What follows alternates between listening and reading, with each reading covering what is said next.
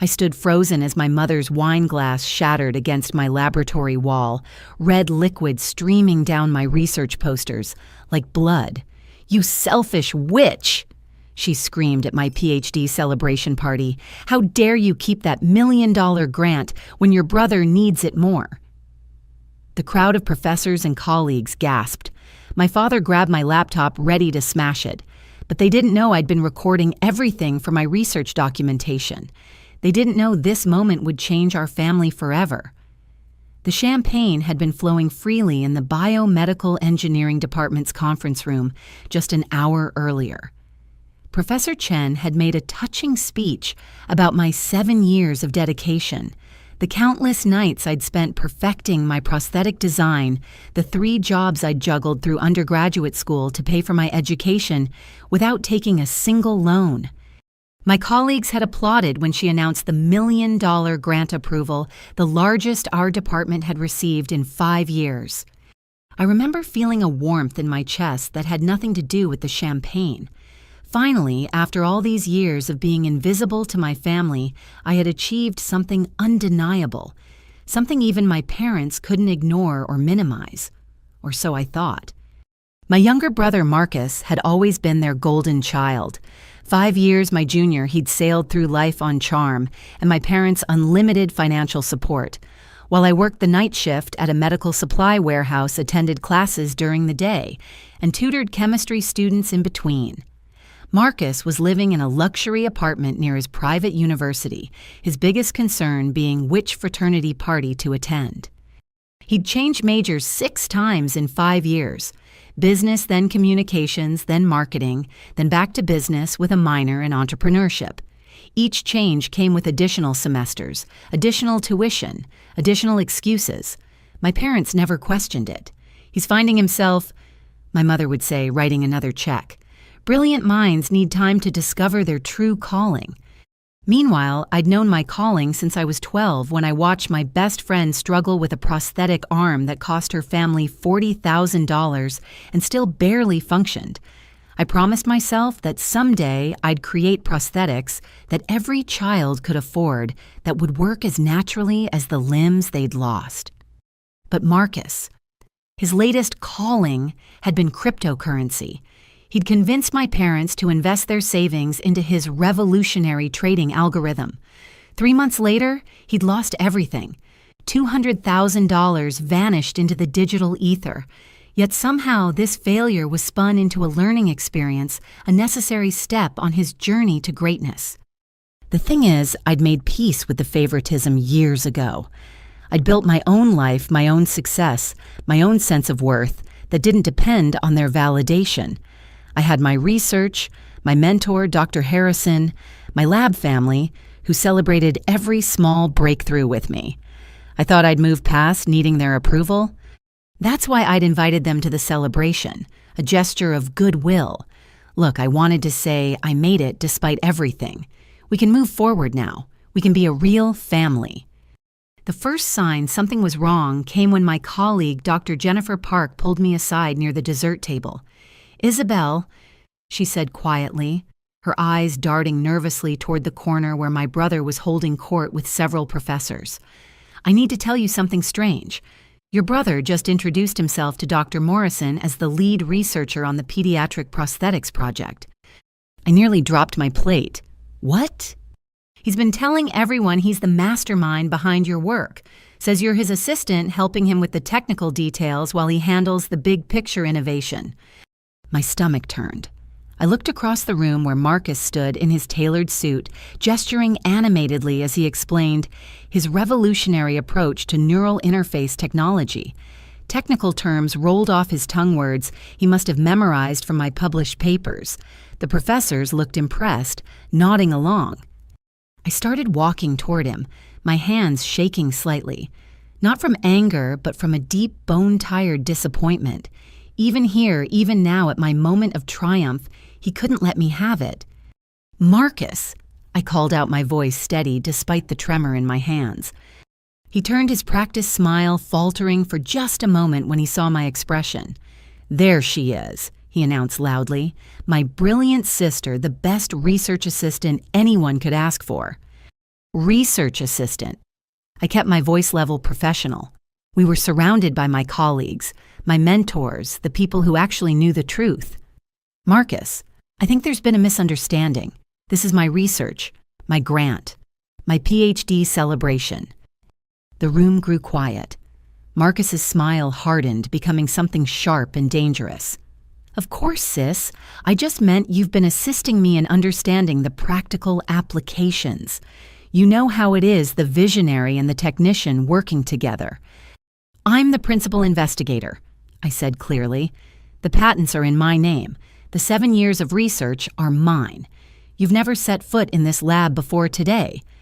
His face flushed red. The mask was slipping. Around us, my colleagues shifted uncomfortably, beginning to understand they were witnessing something far more personal than a professional misunderstanding. That's when my parents materialized at his side, my mother's face already set in familiar lines of disapproval. Isabel, she said, her voice carrying that particular tone of disappointment she'd perfected over the years. Must you always make everything about you? Your brother is trying to celebrate with you and you're causing a scene. He's lying about my work, I said simply. Sharing credit isn't lying. My father interjected his hand on Marcus's shoulder in a show of support that felt like a knife between my ribs. Family helps family. You wouldn't have gotten this far without us. Without them, I wanted to laugh or cry. Maybe both. They hadn't contributed a penny to my education, hadn't attended a single presentation, hadn't even asked what my research was about until they heard the words, $1 million grant. Dr. Harrison stepped forward, then his presence commanding immediate respect. I think there's been a misunderstanding, he said diplomatically. Isabel has been the sole researcher on this project since its inception. I've personally overseen her work for 7 years. There's no collaboration with any external parties. My mother's expression turned icy. Are you calling my son a liar? I'm stating facts, ma'am. This grant was awarded to Isabel based on her solo research and innovations. The tension in the room was suffocating. My celebration had turned into a battlefield, and I was standing in the center, watching my family prepare for war. Marcus's phone buzzed. He glanced at it, and something shifted in his expression. A little smirk played at the corners of his mouth. Well, he said, putting his phone away, I suppose we'll see how this all plays out. Congratulations, sister. Enjoy your moment. The way he said it sent chills down my spine. This wasn't over. This was just beginning. As my family left my mother pausing only to whisper, shameful, in my ear, I was left standing among my colleagues trying to salvage what remained of my celebration. People offered awkward congratulations, made excuses to leave early, disappeared into the night.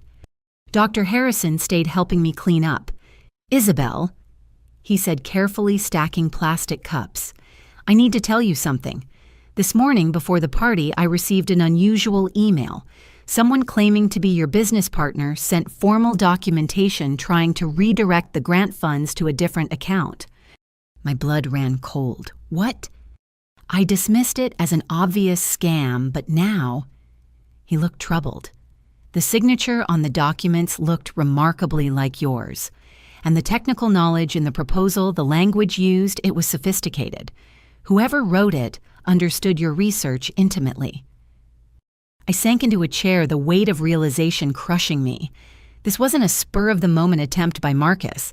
This was planned, calculated, and I had a terrible feeling it was just the opening move in a game I didn't even know I was playing. What did you do with the documents? I asked. I forwarded them to University Legal and the Grant Committee. I also kept copies. He placed a hand on my shoulder. Isabel, I think you need to be very careful. This feels like more than simple family drama. As I sat in that empty conference room surrounded by the debris of what should have been one of the happiest nights of my life, I understood that my brother's transformation from failed crypto trader to sophisticated con artist hadn't been as sudden as it seemed. The question was, how long had he been planning this? And more importantly, how far was he willing to go? The cleanup was almost finished when my phone rang. Security was calling from the main entrance. Dr. Martinez, your parents are here with your brother. They say they forgot something in the conference room. Every instinct screamed at me to refuse them entry, but Dr. Harrison nodded thoughtfully. Let them come, he said quietly, but keep your phone recording. Something tells me we'll want documentation of whatever happens next. I slipped my phone into my lab coat pocket camera, facing outward as my family re-entered the conference room. My mother had changed her entire demeanor. Where earlier she'd been cold and dismissive, now she practically glowed with warmth. "Sweetheart," she gushed, pulling me into an unexpected hug. Her perfume was overwhelming, the same lavender scent she'd worn to every important event where she'd pretended to support me. "I wanted to apologize for earlier. We were just so surprised. Of course we're proud of you." My father nodded along, though his eyes kept darting to Marcus, who was surveying the room with an calculating expression. "Your mother's right," Dad said. "Families should stick together. Support each other." The words sounded rehearsed. I pulled back from my mother's embrace, studying their faces. "Thank you," I said carefully. "That means a lot." Marcus stepped forward, extending his hand. "True sis, I got carried away earlier. You know how I am at parties. Too much champagne, and I start telling stories." I looked at his outstretched hand, remembering all the times he'd offered false peace, only to strike when my guard was down. But with Dr. Harrison watching, I shook it briefly. "Actually," Marcus continued, his grip tightening before I could pull away, "I have some incredible news. I've been working on starting a medical technology company, revolutionary stuff. And with your technical expertise and my business acumen, we could be unstoppable." "Marcus." I extracted my hand from his. "I already have a position. The grant funding will establish my lab for the next 5 years. But think bigger." He pulled out his phone, swiping to what looked like an elaborate presentation. "Martinez Medical Innovations. You handle the science, I handle the business. We split everything 50-50. I've already got investors interested." "What investors?" Dr. Harrison interjected, his scholarly demeanor sharpening. Marcus barely glanced at him. "Private equity. People who understand the value of family businesses. They're particularly interested in the prosthetics market." My blood chilled. He knew about my research focus, details that had never been publicly released. "How do you know about the prosthetics?" "Oh, Mom's been keeping me updated on your little project," he said casually, still swiping through his presentation. "Smart move focusing on kids. The sympathy factor alone will drive sales through the roof." Little project, sympathy factor, sales. Every word demonstrated how profoundly he misunderstood my life's work. "This isn't about sales," I said. "It's about giving children their lives back. It's about creating affordable solutions for families who can't spend a year's salary on a prosthetic limb." Right, the altruism angle. Brilliant marketing." Marcus winked at me like we were sharing a secret. "But imagine what we could do with proper funding. Instead of 1 lab, we could have 20. Instead of helping hundreds of kids, we could help millions." My mother clasped her hands together. "Isn't it wonderful, my children working together at last? This is what I've always dreamed of." "The documentation is already drawn up," my father added, producing a thick folder from his briefcase. When had he even brought a briefcase? "All you need to do is sign and Marcus becomes your equal partner." I looked at the folder like it might bite me. "You had legal documents prepared before even asking me." "We wanted to be ready," Marcus said smoothly. "Strike while the iron's hot and all that. The lawyer said we need to file before the grant money is dispersed to avoid complications." "What lawyer?" Dr. Harrison reached for the folder, but my father pulled it back. "Family business," he said firmly. "With all due respect, Professor, this doesn't concern you." "Actually, it does." Dr. Harrison's voice carried an authority that made my father step back. "Any partnership involving grant funds requires university approval. The grant was awarded to Isabel specifically based on her sole authorship of the research. Adding a partner, especially one with no scientific credentials, would require a complete review." Marcus's friendly mask finally slipped completely. So that's how it is. You've poisoned her against her own family."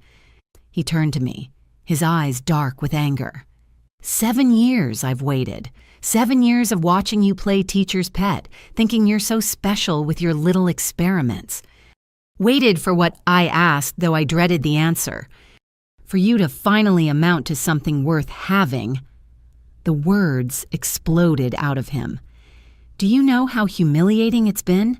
Having a sister who thinks she's better than everyone who lords her intelligence over the family. I've never lorded anything over anyone, I protested. I've barely seen you in years. Exactly. My mother's warm facade cracked. You abandoned us, moved across the country, buried yourself in this lab, acted like we don't exist unless you need us to witness your achievements. You told me I was wasting my life in school, I reminded her. You said real women focus on finding husbands, not PhDs.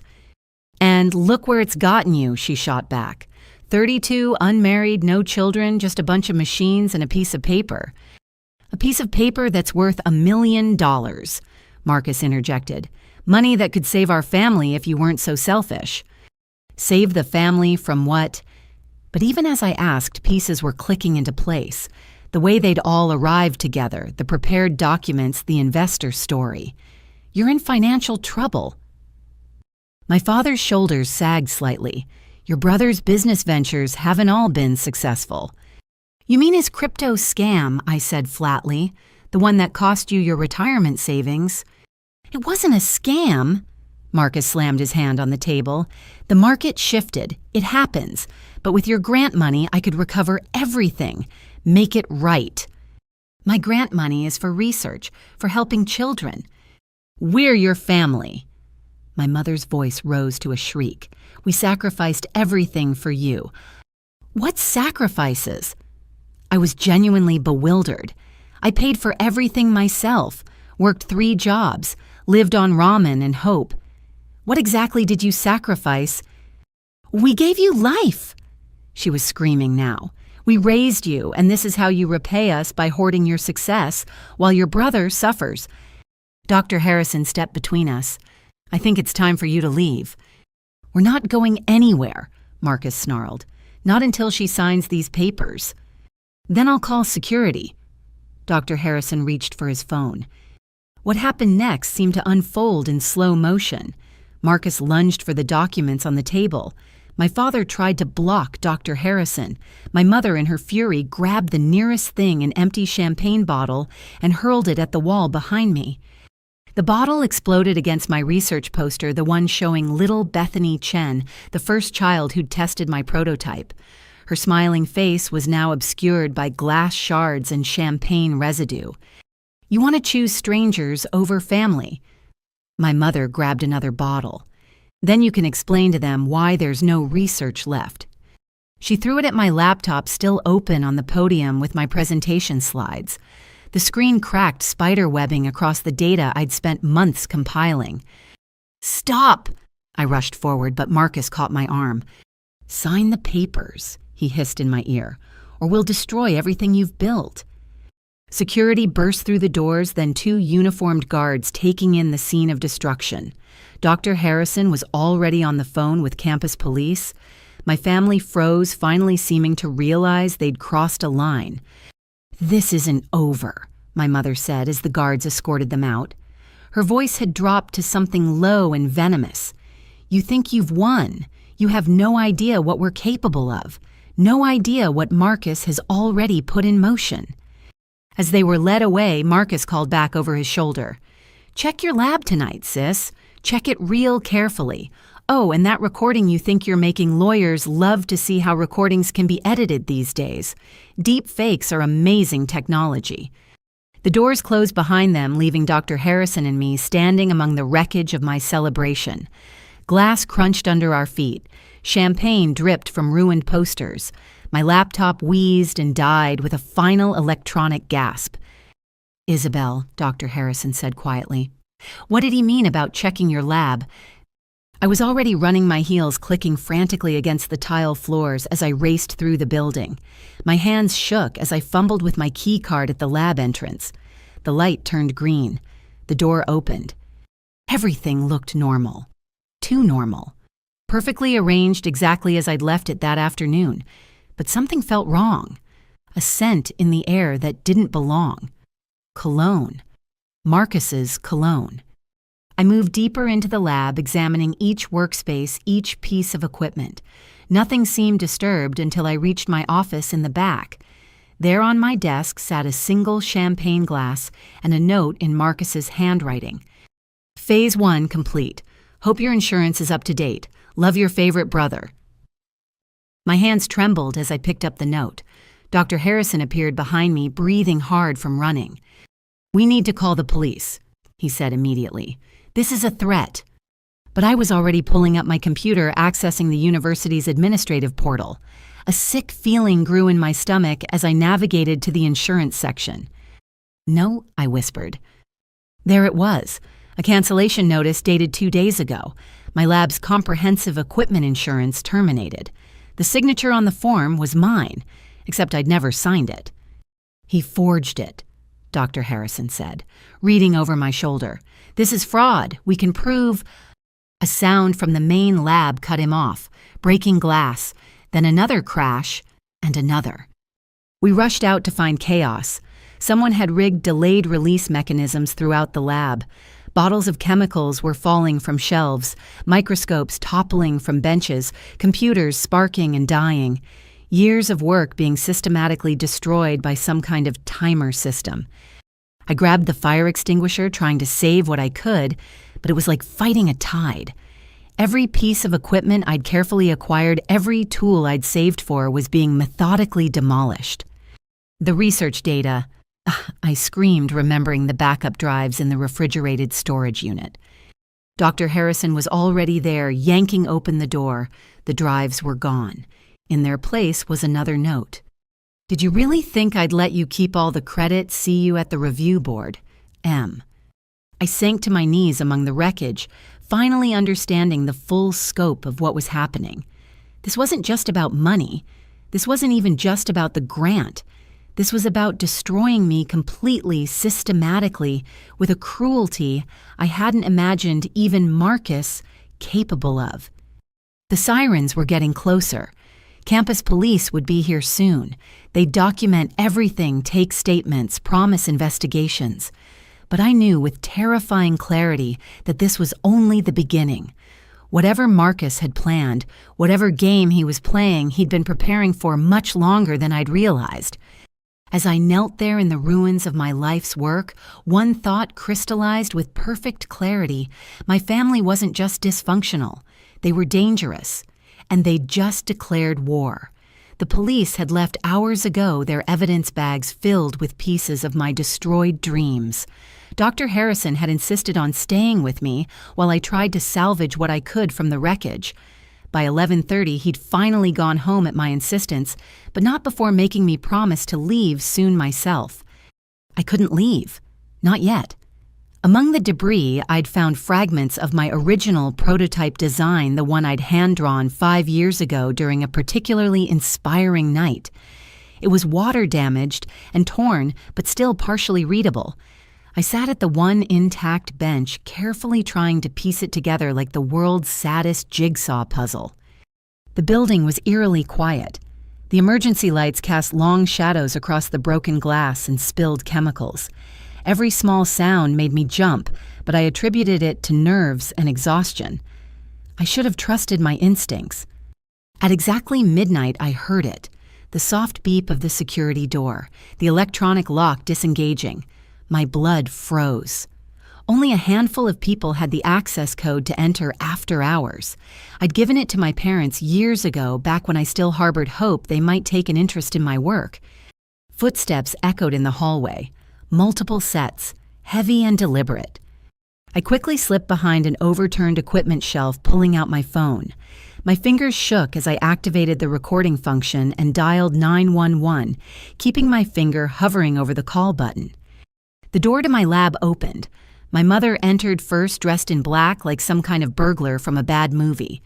Behind her came my father Marcus and 2 men I'd never seen before, large men with cold eyes and work gloves. Spread out. Marcus commanded his voice, carrying an authority I'd never heard before. Priority items are anything with data storage, any intact prototypes, and the main server in the back office. Destroy everything else. Marcus, the police were already here, my father said nervously. Maybe we should... Should what, Dad? Marcus cut him off. Let her rebuild. Let her present to the grant committee next week with evidence of her groundbreaking work. No. We finish this tonight. They moved through the lab methodically. What the timer devices hadn't destroyed, they did. My mother seemed to take particular pleasure in smashing the few remaining photographs on my desk, images of me with child test subjects who'd tried early prototypes. Look at her, she sneered, grinding her heel into a photo of me with Bethany Chen, playing savior to other people's children while ignoring her own family. She was always like this. My father agreed, sweeping an entire shelf of reference books onto the floor. Too good for us, too special. Remember when she won that science fair in high school? Wouldn't even let us put the trophy in the living room. Said it belonged in her room where she could study it for motivation. Pretentious even at 16, Marcus laughed, but not smart enough to see this coming. One of the large men called out from the storage area, "Hey boss, there's a locked cabinet here. Want me to break it?" "Everything," Marcus confirmed. "Leave nothing she can use." I pressed myself further into the shadows, my phone capturing every word, every crime. The emergency exit was 20 feet away. If I could just... Wait, my mother's voice cut through the destruction. Do you smell that? My heart hammered against my ribs. She was sniffing the air like a bloodhound. Jasmine, she said slowly. Isabel's shampoo. She's been here recently. The cops said she left at 9, one of the men reported. No. My mother's eyes swept the room. She never leaves when there's work to do. She's here somewhere. Find her. They spread out, searching methodically. I held my breath, calculating distances, exits, options. The phone in my hand was my only weapon, the video my only hope of justice. Marcus was getting closer to my hiding spot. Come out, sister dear, he called in a sing-song voice. We just want to talk, have a family discussion about your future. I made my decision. In one movement, I burst from behind the shelf and sprinted for the emergency exit. The alarm would sound, security would come, I just had to make it. One of the large men moved faster than his size suggested. He caught my arm just as I reached the door, spinning me around.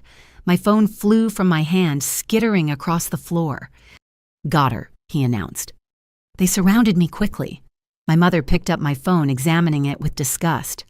Recording us, your own family. She threw it against the wall, but I'd already uploaded everything to the cloud. A small victory. Let me go, I said, surprised by how steady my voice sounded. Security will be here any minute. Marcus laughed. Security? You mean Jerry, who's currently enjoying a very long bathroom break thanks to the coffee one of my associates brought him. We have at least an hour. What do you want? I asked, though I already knew. Simple, my mother said. You're going to sign over the grant. You're going to name Marcus as co-investigator. You're going to publicly acknowledge that the research was a joint effort from the beginning. And if I refuse? The two men stepped closer.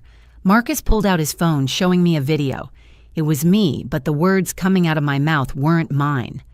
I've been falsifying data for years, the fake me said. The prosthetics don't work. I've been scamming the university. Deep fake technology is incredible these days, Marcus said conversationally. My friends here are experts. They've already created dozens of videos. You admitting to fraud, to stealing research, to inappropriate relationships with test subjects' families, all very convincing. No one will believe that, I said, but my voice wavered. Won't they? My mother smiled coldly. A woman under pressure, about to lose her brother's investment, desperate to keep her grant people crack all the time. And with your history of mental health struggles... What mental health struggles? I was genuinely confused. The ones documented in your medical files, my father said quietly. The therapy sessions, the anxiety medication, the breakdown during your 3rd year. I've never had therapy. I've never taken anxiety medication. But even as I said it, a chill ran down my spine. You created false medical records. Created is such a harsh word, Marcus said. Let's say we enhanced reality, just like we're going to enhance your research by adding my name to it. One of the men grabbed my arms, holding me still while Marcus produced documents from his jacket. Sign, he ordered. No. The man's grip tightened painfully. My mother stepped close, her breath hot on my face. You stupid, stubborn girl, do you think this is a game? Do you know what Marcus owes? Who he owes it to? The Russians are not patient people. My father added, his face gray with fear. If Marcus doesn't pay them back, so you're destroying my life to save his... I struggled against the grip. He created this mess. He's family, my mother screamed. You help family. You sacrifice for family. That's what love means. Love? I laughed bitterly. This isn't love. This is extortion. This is abuse. This is... The slap came so fast I didn't see it. My mother's hand connected with my cheek hard enough to snap my head sideways. Don't you dare lecture me about love. I carried you for 9 months. I gave up my career for you. You were a part-time receptionist, I said, tasting blood. And you quit because you didn't like waking up early. She raised her hand again, but Marcus caught it. Enough. We're not here to debate family history. He held the papers in front of me again. Sign or we release the videos tonight. Your career will be over before sunrise. No university will touch you. No journal will publish you. You'll be radioactive. I looked at each of their faces. My mother's twisted with rage, my father's weak with complicity, Marcus's cold with desperation. These people who shared my blood but had never shared my dreams, my values, my heart. I need my hands free to sign, I said quietly. Marcus nodded to the man holding me. As soon as my arms were released, I grabbed the nearest thing, a shard of broken glass from a destroyed monitor. Stay back. I held it in front of me, backing toward the storage closet. Don't be dramatic, Marcus sighed. You're not going to hurt anyone. He was right. I wasn't. But I could buy time. I slashed at the papers in his hand, shredding them. You'll have to forge my signature like you did with the insurance. Grab her, Marcus shouted. I ducked into the storage closet, slamming the door and engaging the lock. It was reinforced steel designed to protect sensitive materials. It would hold for a while. Isabel. My mother pounded on the door. Open this door right now. I pulled out the emergency phone mounted on the wall, dialing campus security. This is Dr. Isabel Martinez in the Biomedical Engineering Building. There are intruders in my lab. Send help immediately. Silence fell outside the door. Then I heard Marcus's voice, calm and measured. Change of plans. Torch it all. Make it look like an electrical fire. She can't prove anything if there's nothing left. What about her? One of the men asked. Tragic accident, Marcus replied. Brilliant scientist dies trying to save her research. Very sad. Very convenient. The smell hit me moments later. Smoke. They were actually going to burn the building down with me inside. I looked around the closet frantically. There was a ventilation grate near the ceiling. Small, but maybe. As I climbed the shelving unit, I heard sirens in the distance. Campus security was coming. But would they be fast enough? The smoke was getting thicker. I could hear flames crackling outside the door. My fingers worked at the grate screws, made difficult by the blood from where I'd cut myself on the glass. We need to go. My father's voice was panicked. Now. Not without confirmation, Marcus insisted. Check the other exits. Make sure she can't. The door burst open. Not the closet door, the main lab entrance. Campus security, everyone freeze. Chaos erupted. Shouts, running, feet crashing equipment. I kept working on the grate, coughing as smoke filled the closet. The last screw came free just as the closet door began to buckle from the heat. I pulled myself up into the ventilation shaft just as the door collapsed. Flames licked at my feet as I crawled forward, following the air current toward what I hoped was safety. Behind me, I could hear more sirens, more shouts. The fire alarm was screaming. The sprinkler system finally activated, dousing everything in water. I tumbled out of a vent into a hallway 2 doors down from my lab, gasping and coughing. Security officers were everywhere. I saw my parents being handcuffed, my mother still screaming about ungrateful daughters. The 2 large men were face down on the floor. But Marcus wasn't there. "Where is he?" I grabbed the nearest officer. "My brother, where is he?" "Ma'am, you need medical attention." "He's behind all this. I broke into a coughing fit. A paramedic appeared guiding me outside. As I was loaded into an ambulance, I saw him, Marcus standing in the crowd of onlookers that had gathered, just another concerned citizen watching the drama unfold. Our eyes met. He smiled and mouthed a single word, "Tomorrow." Then he melted back into the crowd and disappeared. As the ambulance doors closed, I realized this night of horror had only been the opening salvo. Marcus was still free, still plotting, and now he was desperate. Whatever came tomorrow would be worse. But he'd made one crucial mistake. He'd let me live. And I was done being the victim in this family tragedy. It was time to fight back. The hospital released me at dawn with bruised ribs, minor burns, and lungs that felt like I'd swallowed sandpaper. Dr. Harrison was waiting in the lobby looking like he'd aged 10 years overnight. "They arrested your parents," he said quietly as he helped me to his car. "But Marcus vanished." I finished my voice still raspy. "I know, I saw him in the crowd." "Isabel, there's more. The fire destroyed everything. The entire lab, all the equipment, even the backup servers in the basement. The fire chief says it's one of the worst cases of arson he's seen." I nodded numbly. 7 years of work gone. But worse than the physical destruction was knowing my own family had tried to kill me. The word felt foreign in my mind. Murder. They'd actually attempted murder. Dr. Harrison drove me to his house, insisting I couldn't go back to my apartment. If Marcus is still out there, he was right. I accepted his guest room, gratefully collapsing into bed as exhaustion overtook me. But sleep brought no peace, only nightmares of smoke and my mother's screaming face. I woke to my phone ringing, unknown number. Against my better judgment, I answered.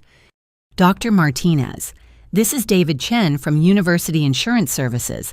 I need to speak with you urgently about your lab coverage." My stomach dropped. The policy was canceled. I know, it was fraud. "That's just it," he interrupted. "We've been investigating since the fire.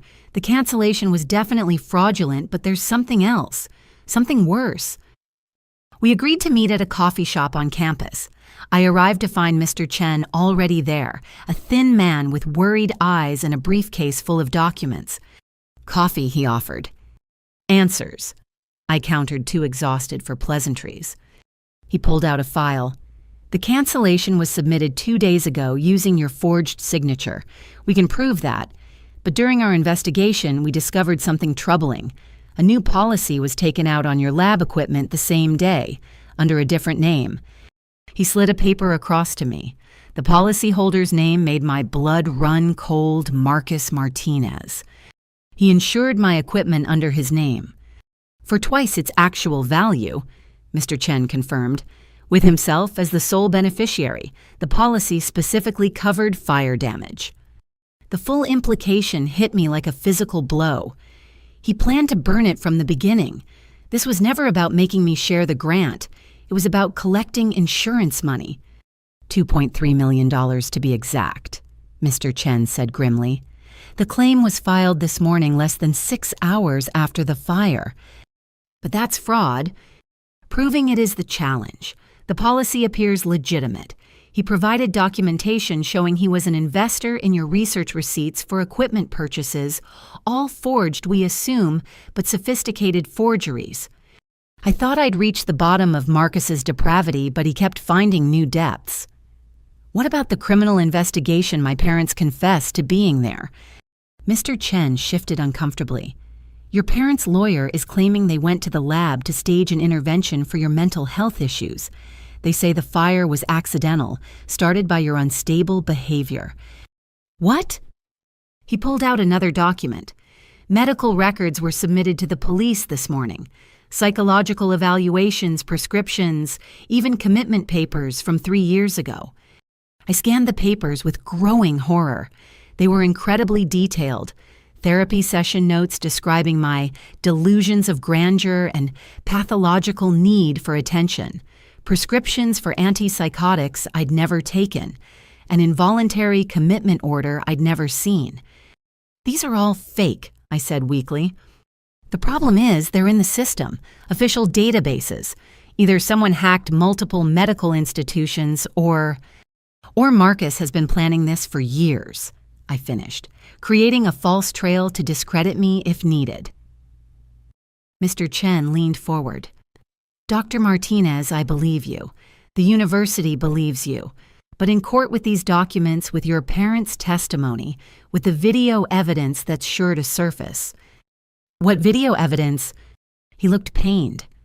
Security footage from last night is missing, but there's new footage from a different angle showing you acting erratically in the lab, apparently starting the fire yourself.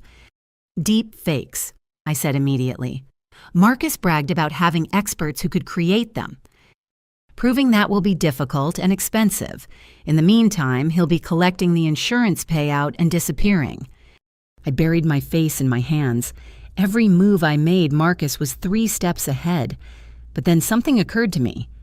Wait, you said the policy covered fire damage specifically. Yes, why? What about the timer devices? The ones that destroyed equipment before the fire?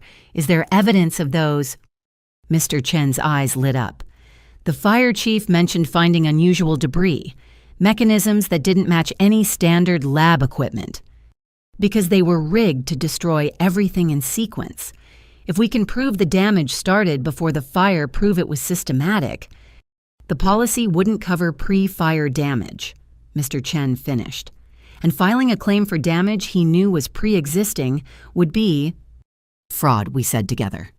It wasn't much, but it was something. A thread to pull that might unravel Marcus's scheme. Mr. Chen promised to coordinate with the fire investigators immediately. As I left the coffee shop, my phone buzzed. A text from an unknown number. Nice try, sis, but I've been playing this game longer than you think. Check your email. With trembling fingers, I opened my email. The subject line made my heart stop. Confidential patient records. Isabel Martinez. The attachments were dozens of documents, not just the fake medical records, but photos. Pictures of me supposedly in psychiatric facilities with other patients looking disheveled and unstable. Photos dated years ago at times when I knew I'd been in my lab. But the worst was the video file. It showed me, or someone who looked exactly like me, in what appeared to be a therapy session, talking about my resentment toward my family, my violent fantasies about Marcus, my plans to frame them for trying to steal my work. I know they don't appreciate me, the fake me said on screen, but I'll make them pay. I'll destroy myself if I have to just to see them suffer. I sank onto a nearby bench, the phone shaking in my hands. This wasn't just about money anymore. Marcus was systematically destroying my credibility, my reputation, my entire identity. By the time he was done, I wouldn't just lose my grant. I'd be unemployable, possibly institutionalized. Another text arrived. Surrender the grant and disappear, or this goes viral. You have 24 hours. I looked around the campus I'd called home for 7 years. Students walked by chatting about classes living normal lives. None of them knew that a war was being waged in their midst, a battle for truth against an enemy who'd weaponized technology and family bonds into instruments of destruction. But as I sat there, something hardened inside me. Marcus thought he'd won. He thought I'd crumble, give in, disappear like he demanded. He was wrong. I might be outgunned and outmaneuvered, but I had something he didn't. I had the truth. And I had 7 years of scientific training in documenting, analyzing, and proving hypotheses. If Marcus wanted to play this game, I'd play. But I'd play by my rules. And the first rule was simple in science as in life. The truth always finds a way. I stood up, squaring my shoulders. Time to stop being the victim. Time to start being the researcher. And my first research question was simple. Who was Marcus Martinez really, and what skeletons were hiding in his perfectly tailored closet? The private investigator's office was tucked between a dry cleaner and a tax preparation service so unremarkable that I walked past it twice before finding the right door. Samantha Webb had come highly recommended by the university's legal team, though they'd been careful to note they couldn't officially endorse hiring her. Dr. Martinez. She greeted me, her handshake firm and brief. She was younger than I'd expected, maybe 40, with sharp eyes that seemed to catalog everything about me in seconds. Please have a seat. Tell me why you need my services. For the next hour, I laid out everything. The party, the lab destruction, the insurance fraud, the deep fakes. She took notes without interrupting, occasionally asking for clarification on dates or names. When I finished, she leaned back in her chair, tapping her pen against her notepad. Your brother's operation is sophisticated, she said finally. This level of planning, the technical expertise required the forged documents in official systems. This isn't amateur hour. He has help, professional help. Can you find out who? I can find out everything, she said with quiet confidence. But I need to warn you, when families turn like this, when money's involved, what I uncover might be worse than what you already know. I need the truth, I said firmly, whatever it is. She nodded. I'll start with financial records. Follow the money, find the motive. I'll need any information you have about your family's finances, past and present. I gave her what I knew, which wasn't much. My parents had always been secretive about money, especially around me. I'd assumed it was because they didn't want me asking for help with school expenses. 3 days later, Samantha called. We need to meet, not at my office. Too many eyes. There's a park on Riverside Drive, the bench near the children's playground. 1 hour. I found her feeding pigeons, looking like any other person enjoying a sunny afternoon. She didn't acknowledge me until I sat down, then slid a thick envelope onto the bench between us. Your parents' house has been refinanced 3 times in the last 5 years.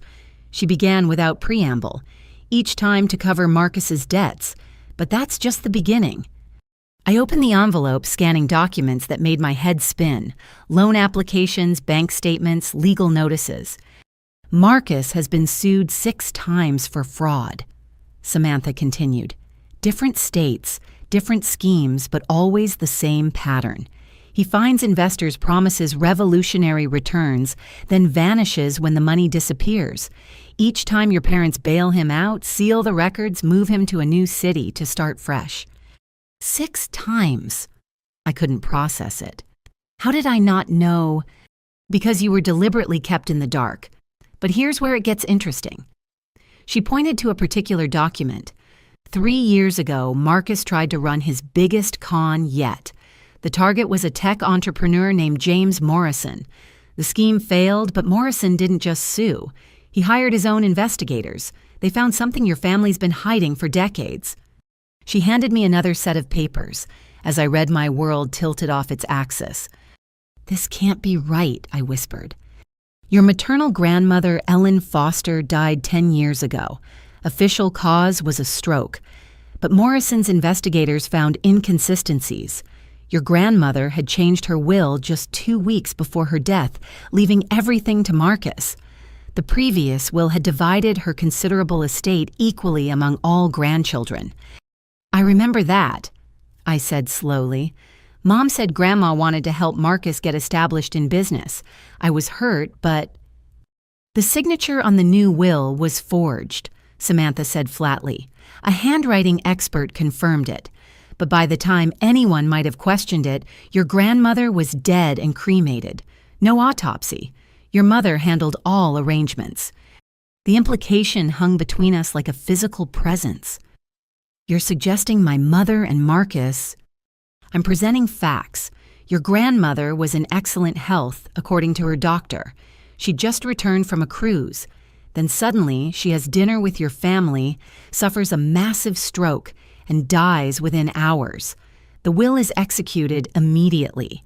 Marcus gets $2.8 million, and within 6 months it's all gone on another failed scheme. I felt sick.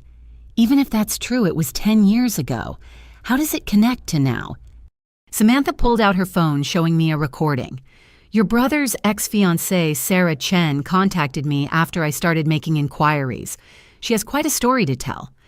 Sarah's voice filled the space between us. Marcus kept trophies, documents, recordings, photos. He said they were his insurance policy proof that his family was in everything with him. He showed me once when he was drunk. There were medical files, forged wills, even recordings of his mother coaching him on what to say to investors. He said if he ever went down, they'd all go with him. Where are these documents now? I heard Samantha ask on the recording.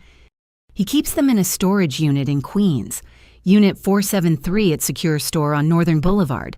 But there's more. He recorded conversations with his mother about you. They've been planning to take your research for years, ever since you published your first paper. They knew you'd eventually create something valuable. I paused the recording, my hands shaking. They killed her. They killed my grandmother for money. That's for law enforcement to determine, Samantha said carefully. But there's more you need to hear. The recording continued. Sarah's voice grew more emotional. The worst part was listening to them laugh about it, how they'd convinced Ellen to trust them, how easy it was to put the medication in her wine, how stupid the authorities were for not questioning a stroke in a 70-year-old woman. Medication, Samantha's voice prompted.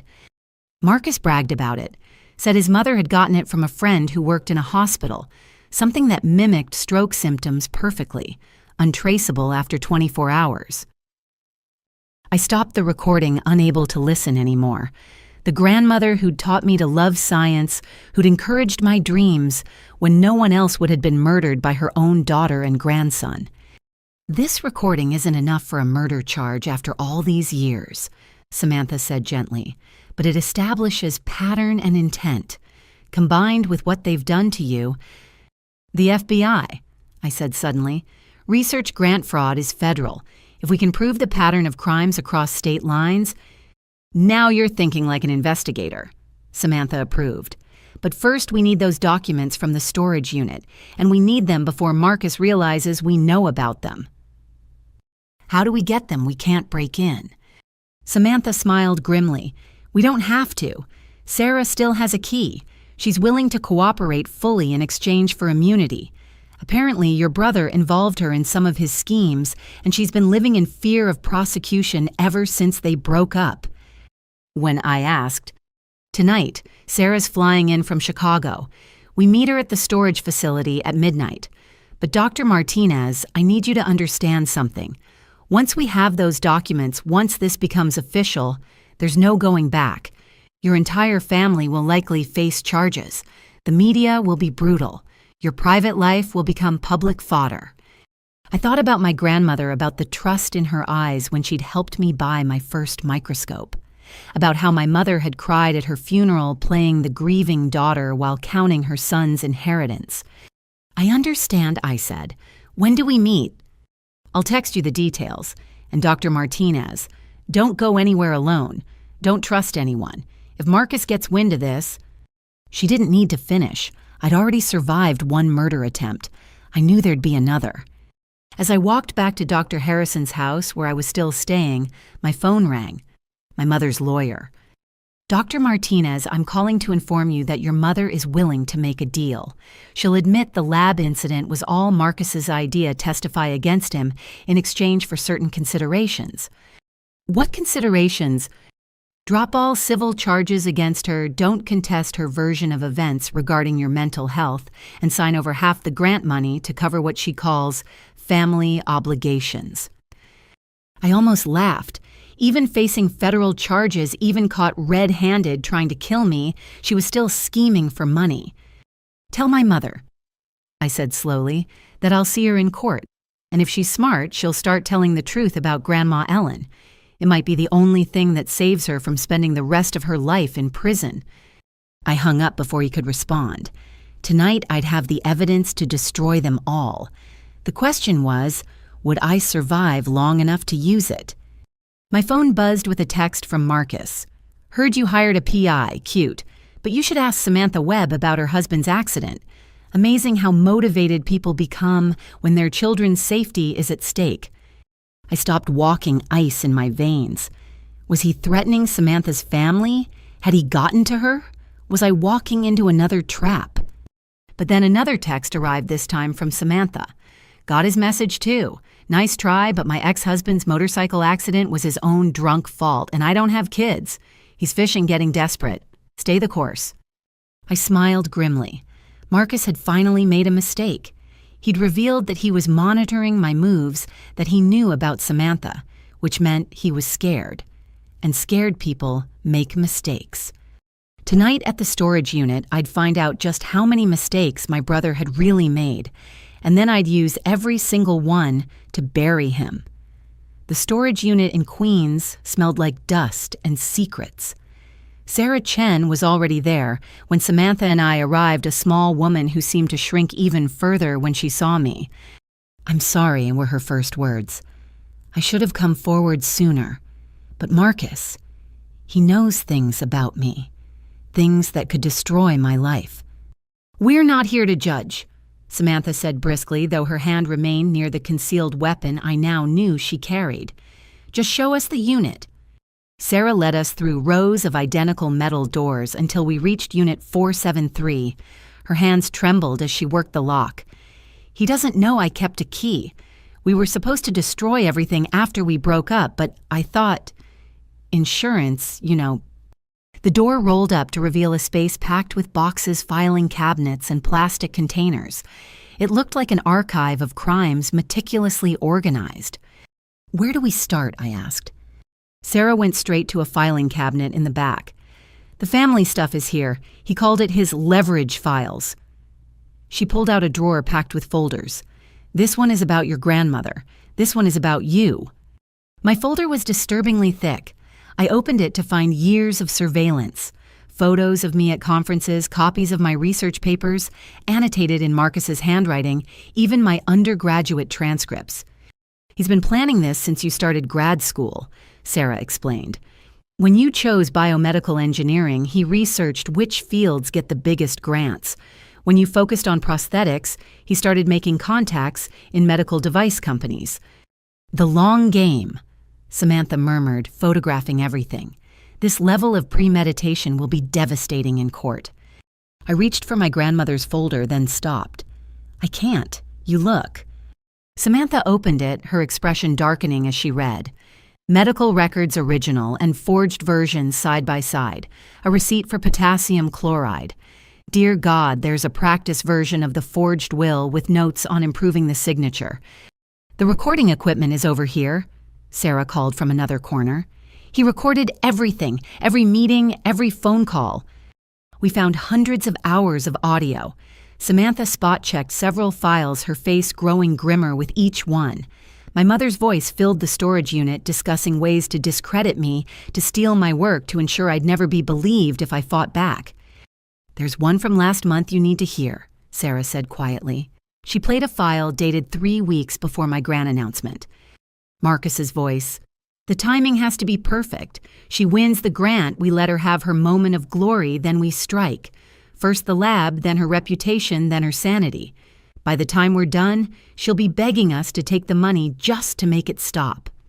My mother's response chilled me. "And if she doesn't break, then we break her permanently, like we did with Mother. Isabel's always been too much like her, too independent. Sometimes you have to put family members out of their misery." I had to sit down on a box, the weight of their casual discussion of murder crushing my chest. This wasn't heat of the moment violence. This was calculated, cold-planned assassination of character and possibly body. "We need to call the FBI now," Samantha said. "This is beyond local law enforcement." But before she could dial, we heard footsteps outside, multiple sets moving fast. "He knows we're here," Sarah whispered, terrified. "He must have tracked my phone or—" "Back exit," Samantha commanded, drawing her weapon. "Move." We grabbed what evidence we could carry and ran. Behind us, I heard Marcus's voice. Sister dear just wanted to collect some memories, family photos and such. The back exit was blocked. 2 large men stood there, the same ones from the lab attack. Other way, Samantha hissed, pulling us down another row. We zigzagged through the facility, the sound of pursuit growing closer. My arms ached from carrying boxes of evidence, but I couldn't let go. This was proof of years of crimes, the key to justice for my grandmother. There, I spotted an emergency exit. We burst through alarms blaring. Samantha's car was parked strategically near the exit. We threw ourselves and the evidence inside just as Marcus emerged from the facility. "Drive!" Sarah screamed. Samantha peeled out tires, squealing. In the rearview mirror, I saw Marcus standing in the parking lot, phone to his ear. He wasn't chasing us. That worried me more than if he had. "Safe house," Samantha said tersely. "I've got a secure location. We'll contact the FBI from there." 20 minutes later, we were in a nondescript apartment in Astoria. Samantha immediately began uploading the evidence to multiple secure servers while simultaneously contacting her FBI liaison. "Agent Rivera will meet us in an hour," she reported. "He's bringing a full team. This is now officially a federal investigation into interstate fraud conspiracy and potential murder." My phone had been buzzing nonstop. Dr. Harrison concerned. The university asking about my well-being, and dozens of unknown numbers I didn't dare answer. Then a text from my father. "Your mother's been released on bail. She's very upset. Please come home so we can sort this out as a family." I showed it to Samantha. "Trap." "Definitely, but interesting that she's out. Someone posted significant bail." Sarah, who'd been quiet since our escape, suddenly spoke up. "There's something else you need to know. Marcus has a partner, someone with real money and connections. I never met them, but Marcus called them the banker. They funded his bigger schemes." "Any details?" Samantha pressed. "Just that they had a special interest in medical technology. Marcus promised them access to cutting-edge research in exchange for funding." The pieces clicked into place. My research. He promised them my research. "Which means," Samantha said slowly, "this is bigger than family drama. Someone with deep pockets wants your prosthetics technology. Marcus was just the means to get it." Agent Rivera arrived exactly on time, a tall man with kind eyes that missed nothing.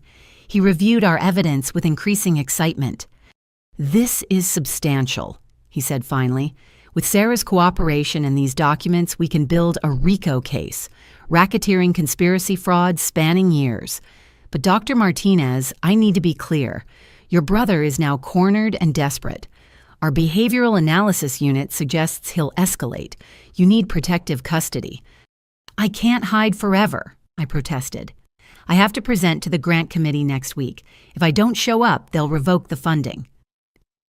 "Then we'll provide security," Rivera decided.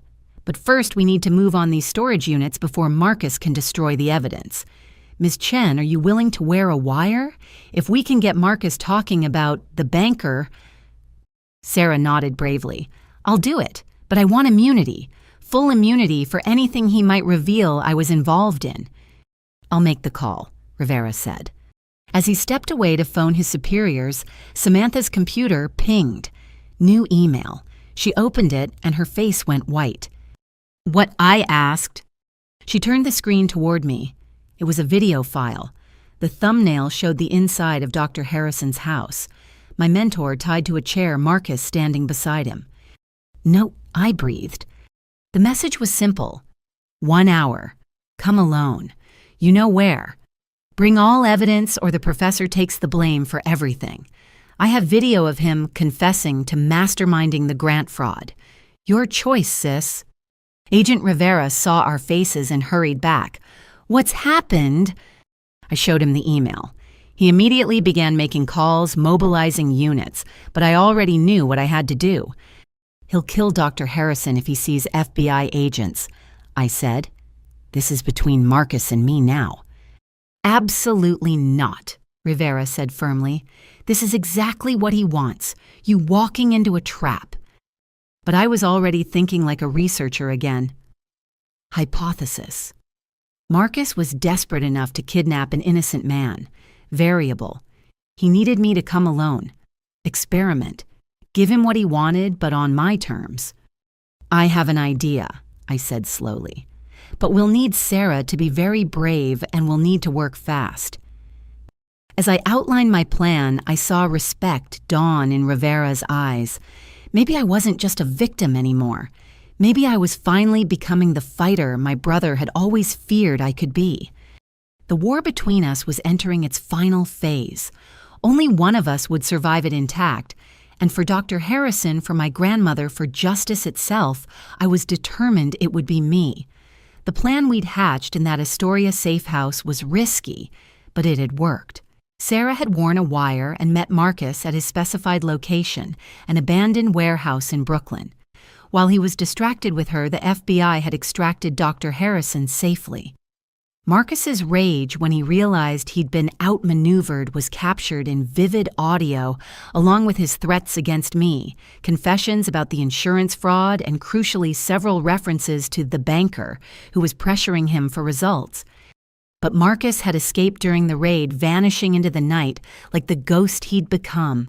And now 3 days later, I sat outside the University Grant Committee hearing room, knowing he was still out there, still plotting. Dr. Martinez. The committee secretary opened the door. "They're ready for you." The room was packed. The 5 committee members sat at their curved table, but the audience section was unusually full. Word had gotten out about the drama surrounding my grant, and academic vultures had gathered to witness what they assumed would be my downfall. I took my seat at the candidate table, placing my salvaged research notes in front of me. The committee chair, Dr. Elizabeth Warren, regarded me with sympathy tinged with professional distance. "Dr. Martinez, given the extraordinary circumstances surrounding your grant, we've convened this emergency review. You'll have the opportunity to present your case, followed by other interested parties." My stomach dropped as the door opened again. My mother entered, dressed in a conservative suit I'd never seen her wear, followed by a man in an expensive gray suit, who could only be her lawyer. She'd lost weight in jail, and her usually perfect hair showed gray roots. For a moment, she looked vulnerable, almost fragile. Then our eyes met, and the hatred there was pure and undiluted. "Patricia Martinez and counsel may be seated," Dr. Warren said formally. "Mrs. Martinez has filed a formal complaint alleging that the grant was obtained through fraudulent means and that she, as Dr. Martinez's legal guardian, should have control over the funds." Legal guardian. I stood so quickly my chair scraped against the floor. "I'm 32 years old." "Due to your documented mental health issues," my mother's lawyer said smoothly, "we have extensive medical documentation showing Dr. Martinez has suffered from severe psychological problems requiring intervention." "Those documents are forgeries," I said, fighting to keep my voice steady. "The FBI is already investigating." "The FBI investigation is into your brother, not your mental state," the lawyer interrupted. "These medical records predate any alleged criminal activity." Dr. Warren held up a hand for silence. "We'll proceed in an orderly fashion. Dr. Martinez, please present your research and address the committee's concerns." I stood calling on every ounce of professionalism I'd developed over 7 years. "Distinguished committee members, my research into affordable pediatric prosthetics represents a breakthrough in biomedical engineering. Despite the recent destruction of my physical lab, the theoretical work remains sound and reproducible." I walked them through my innovations, the successful early trials with young patients, the potential for mass production at a fraction of current costs. Several committee members nodded along, familiar with my work from previous presentations. "The technology is revolutionary," Dr. Warren acknowledged. "But we must address the elephant in the room. Can you continue this work given your current situation?" Before I could answer, Dr. Harrison entered the room. My heart leaped seeing him safe, though he moved stiffly from his ordeal. "May I address the committee?" he asked. "As Dr. Martinez's advisor and direct supervisor for 7 years." "Proceed," Dr. Warren said. Dr. Harrison took a position where he could see both the committee and my mother. In my 40-year career, I have never encountered a more dedicated, stable, or brilliant researcher than Isabel Martinez. I've watched her work 18-hour days mentor struggling students and persist through setbacks that would break lesser scientists. The suggestion that she suffers from mental illness is not just false, it's obscene. "You're not a medical professional," my mother's lawyer countered. "We have reports from licensed psychiatrists." Psychiatrists who have never met my client. A new voice interrupted. Everyone turned as Samantha Webb entered, followed by Agent Rivera and another woman in FBI credentials. "Agent Rivera, FBI," he announced. "This hearing is now part of an active federal investigation. The medical documents in question have been confirmed as forgeries created as part of an extensive fraud scheme." He handed Dr. Warren a folder. "Preliminary findings show that Marcus Martinez, in conspiracy with Patricia Martinez and others, has been systematically creating false documentation for years, intending to discredit Dr. Isabel Martinez and steal her intellectual property." My mother stood up, her composure cracking. "This is ridiculous. I'm her mother. I only want what's best for her." "Is that why you tried to burn down her lab with her inside?" Agent Rivera asked mildly. "We have video evidence, Mrs. Martinez. Real video, not the deep fakes your son specializes in." "I want to make a deal," my mother suddenly shouted. "I'll tell you everything. It was all Marcus. He manipulated me. He said we'd just scare her a little, make her share. I never meant for anyone to get hurt." Her lawyer tried to quiet her, but she shoved him away. The facade was crumbling, revealing the desperate woman beneath. "He killed Mother," she screamed, pointing at empty air as if Marcus were there. "I knew it, but I couldn't stop him. He said he'd frame me if I didn't help. He has recordings, documents. He's been planning this since Isabel started showing promise. He couldn't stand that she was smarter, more successful. He said we deserved her success because we're family." The hearing room erupted in chaos. Dr. Warren banged her gavel repeatedly. "Order Agent Rivera, is this woman in custody?" "She's out on bail with conditions," Rivera replied, "though this outburst may change that." My mother turned to me, then mascara streaming down her face. "I'm sorry," she whispered. "I'm so sorry, Isabel. I chose him over you every time, and now I've lost everything. My mother, my daughter, my soul. I'm sorry." For the first time in years, I believed her, but it was far too late for apologies. Dr. Warren restored order with visible effort. Given these extraordinary revelations, I moved to table the review pending the outcome of the federal investigation. However, I also moved to release emergency funding to Dr. Martinez to rebuild her lab and continue her work, all in favor. 4 hands raised immediately. The 5th Dr. Morrison hesitated. "While I sympathize with Dr. Martinez's plight, we must consider the reputation of the university. This scandal, Dr. Harrison interrupted, his normally mild voice sharp with anger, "is about criminals trying to destroy a brilliant scientist. If we punish the victim, we become complicit in the crime." Dr. Morrison's hand slowly rose, unanimous. "Emergency funding approved," Dr. Warren announced. "Dr. Martinez, the committee, expresses its full confidence in your work and its deepest regrets for your ordeal. Please let us know what support you need." I stood on shaking legs. "Thank you. I won't let you down."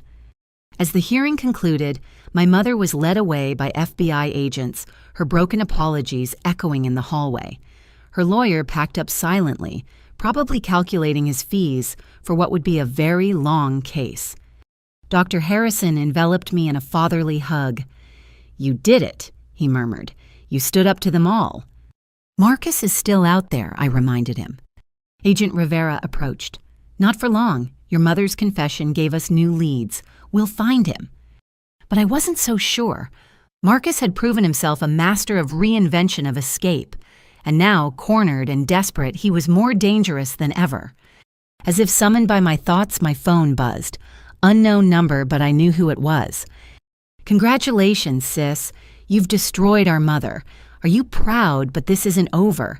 The banker wants what I promised, and I always deliver. See you soon." I showed the message to Rivera, who immediately began tracing procedures. But Marcus would be long gone from wherever he'd sent it. The war had taken a terrible toll. My mother broken and facing prison. My father nowhere to be found. My life's work in ashes. But I was still standing, still fighting. And I would rebuild, stronger, better, ready for whatever Marcus threw at me next. Because this wasn't just about me anymore. It was about every child waiting for a prosthetic they could afford, every family destroyed by a predator like Marcus, every dreamer who'd been told their work belonged to someone else simply because of blood ties. I would win this war, for all of them. The FBI raid on Marcus's apartment happened at dawn, 2 weeks after the hearing. I wasn't there, of course, but Agent Rivera called me immediately after. "You need to see this," he said, his usual professional calm cracked. "Can you come to the field office?" I found Rivera in a conference room that looked like a financial crimes unit had exploded. Boxes of documents covered every Surface laptops, hummed on tables, and a massive whiteboard showed a spider web of connections that made my head spin. "Your brother Rivera," began without preamble, "is not just a con artist. He's been running a sophisticated international fraud ring targeting research grants and academic institutions." He handed me a file. Inside were photographs of Marcus with different appearances, bearded, clean-shaven hair, dyed wearing glasses, different names on different IDs, Dr. Martin Collins, Professor Michael Chen, Research Director Mark Santos. "We found 12 false identities," Rivera continued, "each one associated with grant applications at major universities. He's been stealing research from graduate students across the country, repackaging it, and selling it to private investors. The scope." I couldn't finish. This was so much bigger than our family drama. That's not the worst part. Rivera pulled up financial records on his laptop. We tracked his money through shell companies in the Cayman, Cyprus, Switzerland. Dead ends everywhere. Until one of our forensic accountants noticed something. He showed me a transaction history. Small amounts, seemingly random, but all traced back to a single source. "Your brother has been using an AI-driven system to micro-invest his stolen funds. Thousands of tiny transactions across global markets, each too small to trigger reporting requirements. Over 3 years, he's accumulated..." The number on the screen didn't make sense. I counted the zeros twice. $3 million, I whispered. "Hidden in cryptocurrency and offshore accounts. While he was claiming poverty, manipulating your parents into bankruptcy, he's been building a fortune on the suffering of others." I thought of my parents destroying their lives to save their golden child, who was secretly wealthy beyond their dreams. The cruelty of it was breathtaking. But here's what really interests us. Rivera pulled up another document. 6 months ago, Marcus started moving large sums, liquidating positions, consolidating funds. He was preparing for something big. We think your grant was going to be his final score before disappearing permanently. "Where is he now?" I asked. "Still in the wind, but we have a lead. One of his associates arrested in Miami is willing to talk in exchange for immunity. He claims to know the identity of the banker." The door opened and a younger agent entered with a tablet. "Sir, urgent update. We've decrypted more files from the apartment." Rivera scanned the tablet, his face darkening.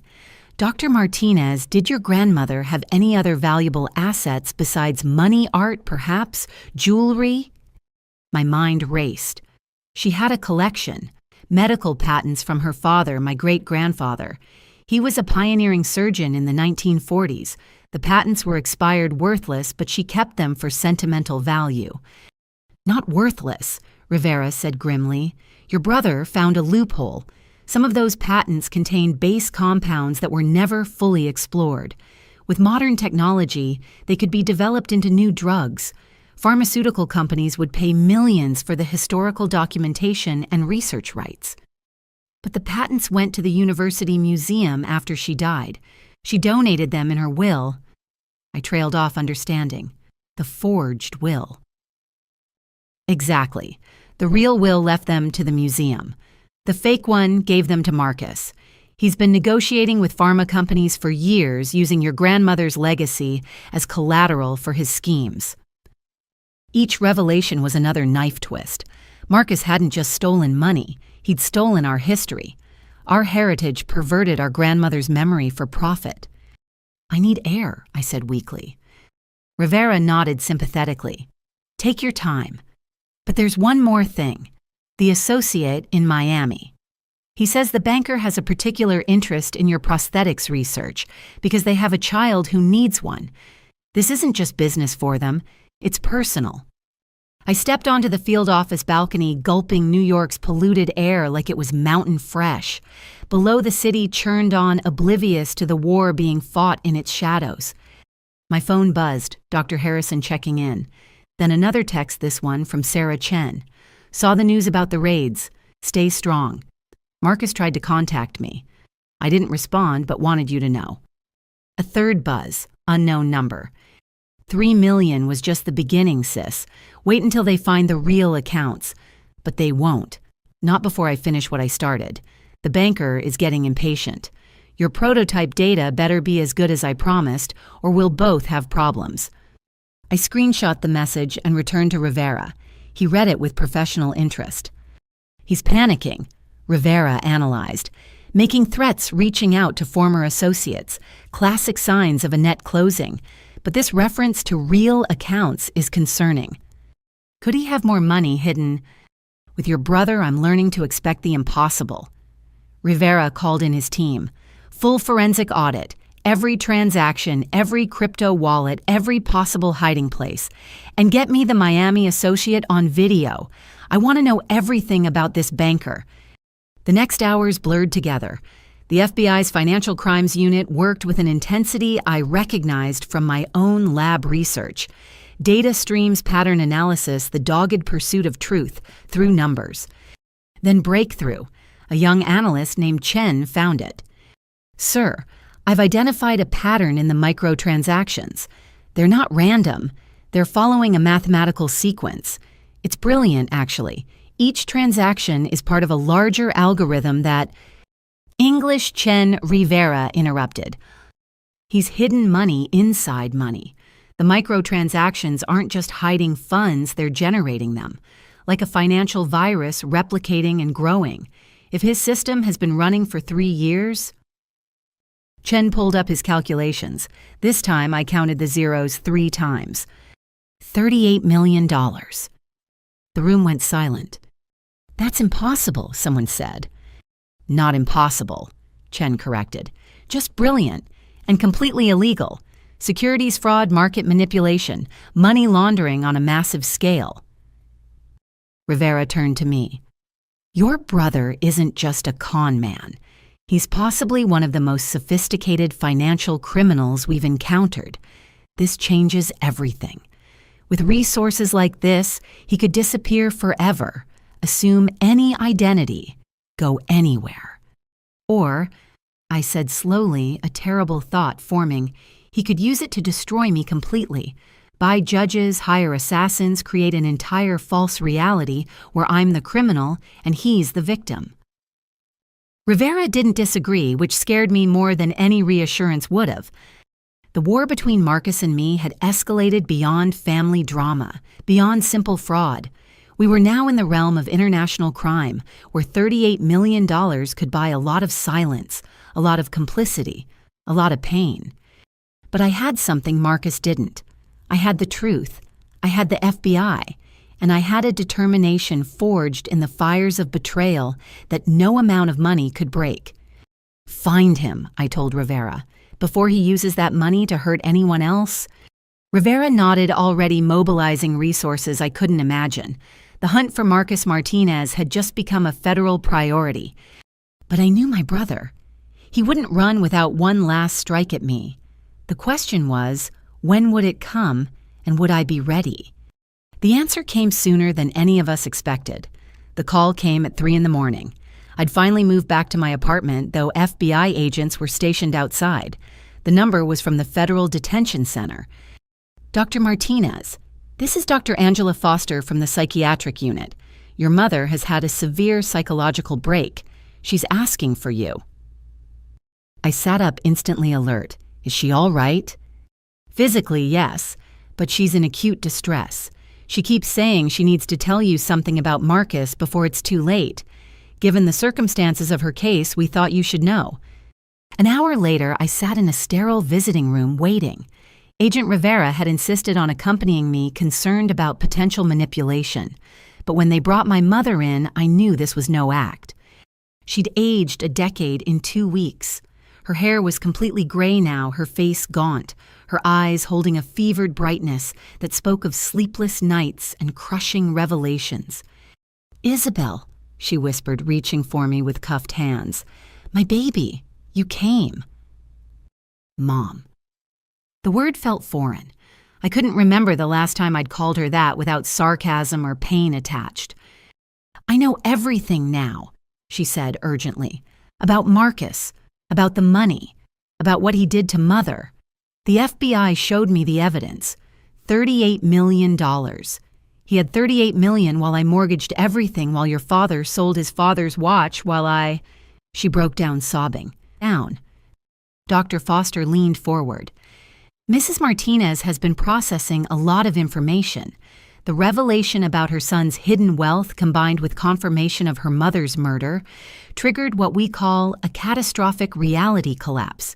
Everything she believed about her family, her choices, her life has been shattered." My mother looked up, mascara streaking her hollow cheeks. "I chose a monster over my daughter. I helped him destroy you when he was playing us all. But there's more, Isabel. Things the FBI doesn't know. Things I just remembered." Rivera pulled out a recorder. "Mrs. Martinez, anything you say—" "I don't care about my rights," she screamed. "My son is a killer.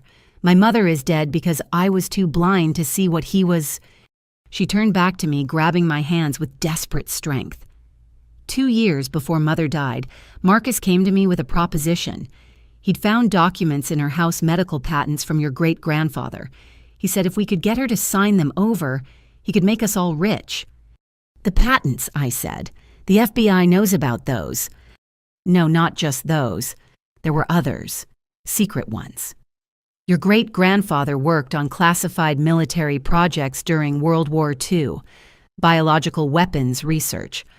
Marcus found references to a compound, something called Project Mindbridge. He said pharmaceutical companies would pay billions for the formula." Rivera leaned forward intently. "Where are these documents?" "That's just it," Mother refused to tell us. She said some secrets should die, that the research was too dangerous.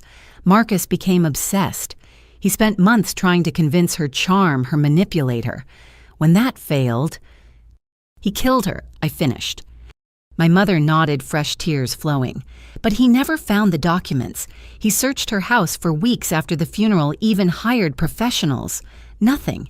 He always suspected she'd told someone where they were hidden. He thought maybe she'd told you." Me, I was genuinely shocked. Grandma never mentioned any military research.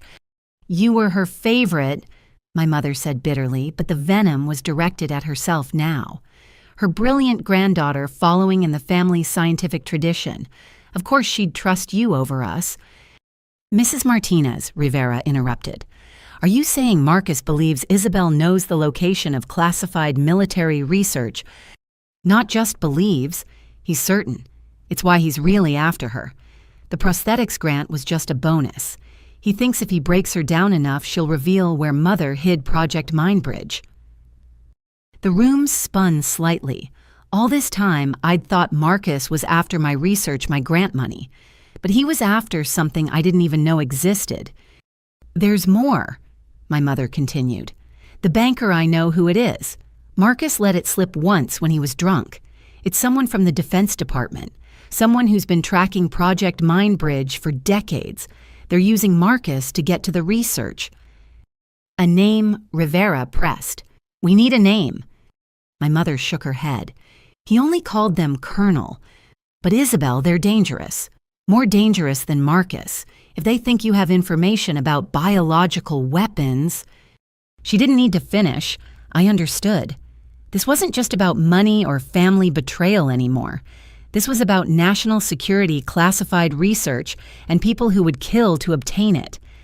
I don't know anything, I said desperately. Grandma never told me about any hidden documents. My mother studied my face with an intensity that reminded me she was, after all, my mother. She knew my tells, my expressions. You really don't know, she said wonderingly. Then her face crumpled. Oh God, I've destroyed your life for nothing. Marcus is hunting you for information you don't have. I've lost everything and it's all been for nothing. Mrs. Martinez. Dr. Foster intervened gently. You need to rest. This session has been very traumatic. But my mother wasn't finished. The diagnosis, she said suddenly. Isabel, the fake diagnosis Marcus created for you dementia. He was planning to have you committed to use drugs to make you compliant to extract information about Project Mindbridge. He has a doctor ready, someone who'll declare you incompetent. You're not safe. You'll never be safe while he's free. Guards moved to take her away, but she fought them desperate to say more. Check Grandma's music box, the one she left you. She always said the best hiding places were in plain sight.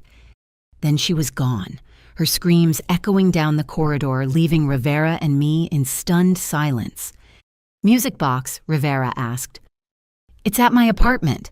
Just a regular music box plays Beethoven's Moonlight Sonata. I've had it for 10 years. We need to examine it immediately. If there's even a chance it contains classified materials. We left the detention center as dawn broke over the city.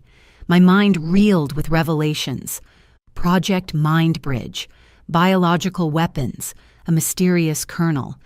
And somewhere in all this, my brother sitting on $38 million and convinced I held the key to even greater fortune. Back at my apartment, I retrieved the music box from my bedroom shelf. It was beautiful but unremarkable, made of polished cherry wood with a dancing ballerina inside. Rivera called in specialists who examined it with tools I didn't recognize. After an hour, one looked up with excitement. There's a hidden compartment, very sophisticated. We need to be careful if this contains what we think it might. There could be security measures. They worked for another hour, finally revealing a small space containing a single USB drive and a handwritten note. I recognized my grandmother's handwriting immediately. My darling Isabel, if you're reading this, then I'm gone, and someone has finally discovered what should have stayed buried. Project Mindbridge was your great-grandfather's greatest shame, a weapon that could destroy minds, erase memories, control thoughts. He hid the research but couldn't bring himself to destroy it. I trust you to make the right choice. The password is your first science fair project title. All my love, Grandma Ellen. Rivera looked at me expectantly. The password... I thought back to when I was 12, standing proudly beside my project board. The effects of electromagnetic fields on plant growth in hydroponic systems. As I typed it in, I wondered if I was about to unleash something that should have stayed hidden. But Marcus was out there hunting me for this information. The mysterious colonel was pulling his strings. If I didn't take control of this situation, I'd remain a target forever. The drive opened, revealing files that would change everything. Again. But for the first time since this nightmare began, I had something Marcus desperately wanted. Something I could use to end this war once and for all. The question was, did I have the courage to use it? The safe house in Virginia was nothing like the movies. No luxury, no high-tech gadgets, just a modest 2-story home with reinforced windows and federal agents who looked like suburban neighbors. I'd been there for 3 weeks ever since the Project Mindbridge discovery had elevated me from fraud victim to guardian of classified military secrets. Agent Rivera visited daily, updating me on the investigation's progress. Today he brought someone new, Assistant U.S. Attorney Diane Chen, a small woman whose handshake could crush walnuts. The trial starts in 2 weeks, she announced without preamble. Your brother's been captured. I nearly dropped my coffee. When how? 4 days ago, trying to cross into Canada with false papers. He's being held in maximum security. No bail.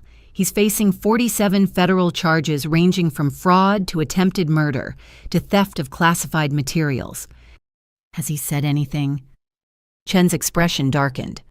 He's claiming you're the real criminal mastermind.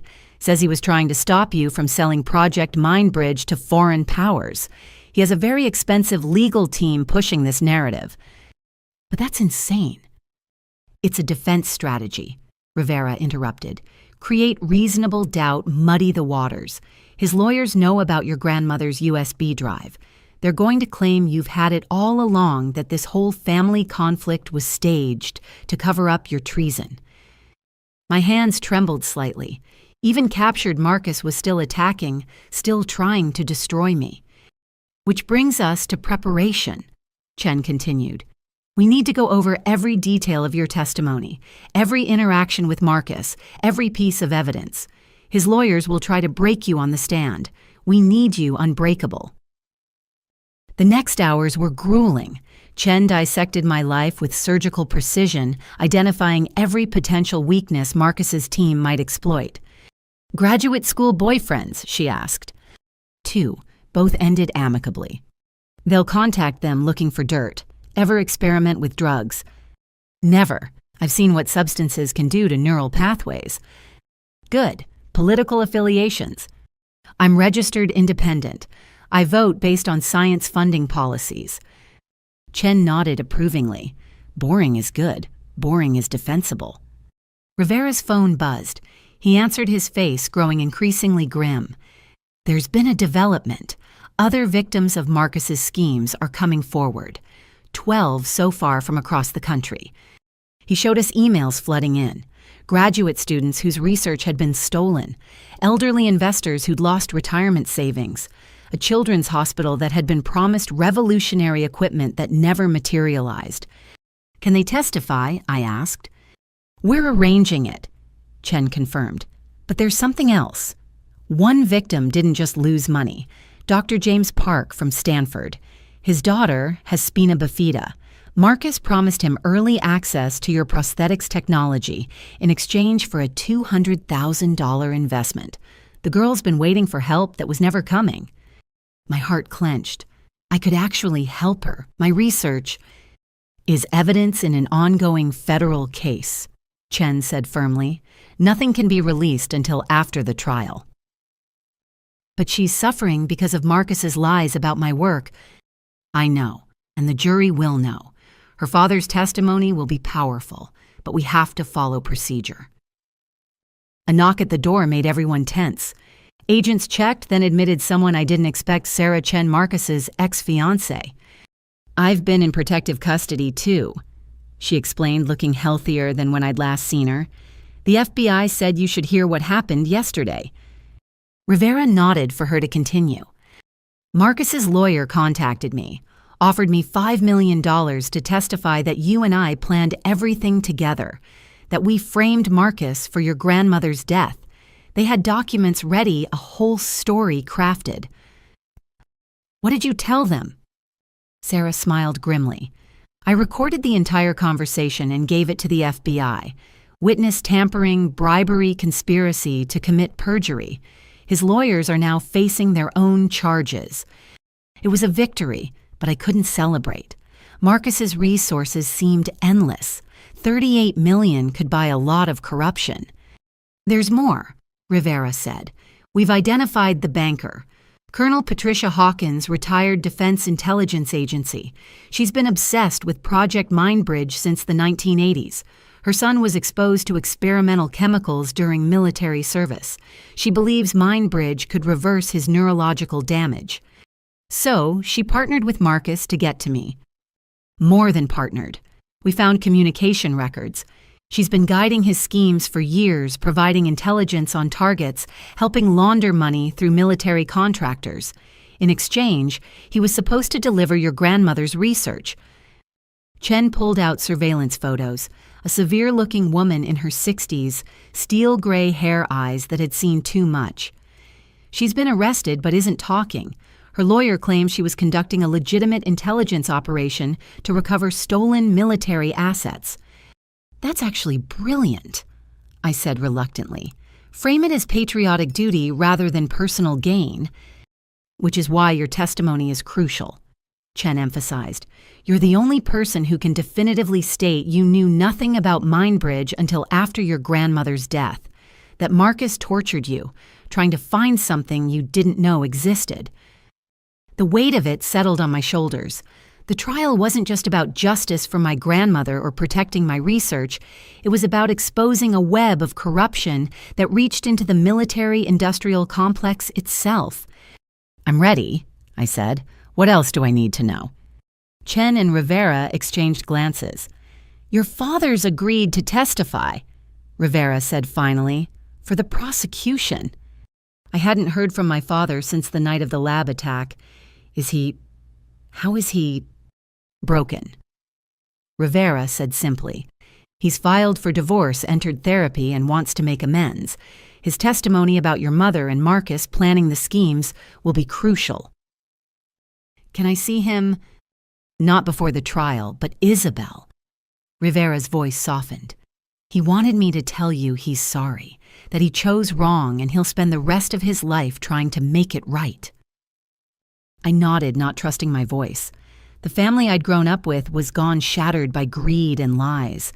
In its place was a collection of broken people trying to atone for unforgivable choices. Now, Chen said, returning to business, let's discuss the physical evidence. The prosecution's case is strong, but Marcus's defense will attack every piece. The timer devices from the lab, they'll claim you planted them. The forged medical records, they'll say you created them to discredit legitimate concerns about your mental health. The recording from the storage unit, deep fake, I finished. They'll say it's all deep fakes. Exactly.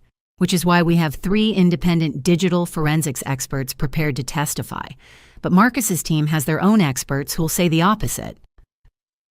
So it comes down to credibility, I understood, who the jury believes.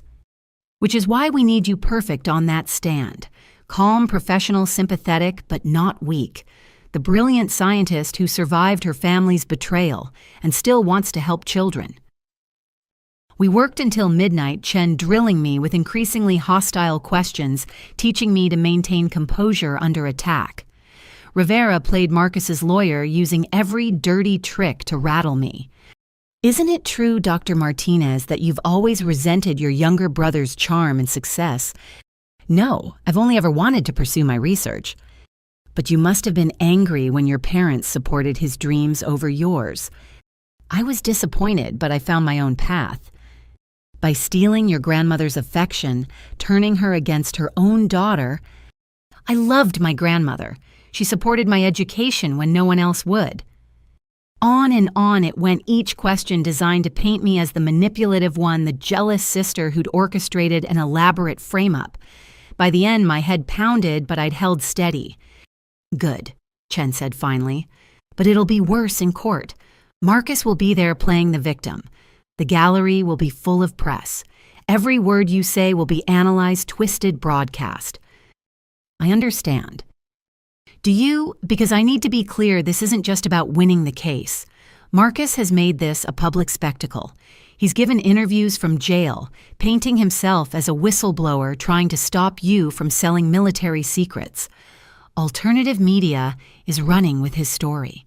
Conspiracy theorists are calling you a deep state operative. I laughed bitterly. I just wanted to help kids get affordable prosthetics. And you will, Rivera assured me. After we put your brother away for 25 to life. As they prepared to leave, Chen turned back. One more thing. Marcus's team filed a motion to have you declared mentally incompetent to testify. They're using the forged medical records as basis. We'll fight it, but be prepared for psychiatric evaluation. After they left, I sat alone in the safe house listening to the agents patrol outside. In 2 weeks, I'd face Marcus across a courtroom. Brother and sister locked in legal combat that would determine not just our futures, but the futures of everyone he'd hurt. I pulled out my laptop and opened my research files. Whatever happened at trial, I wouldn't let Marcus's victims suffer any longer than necessary.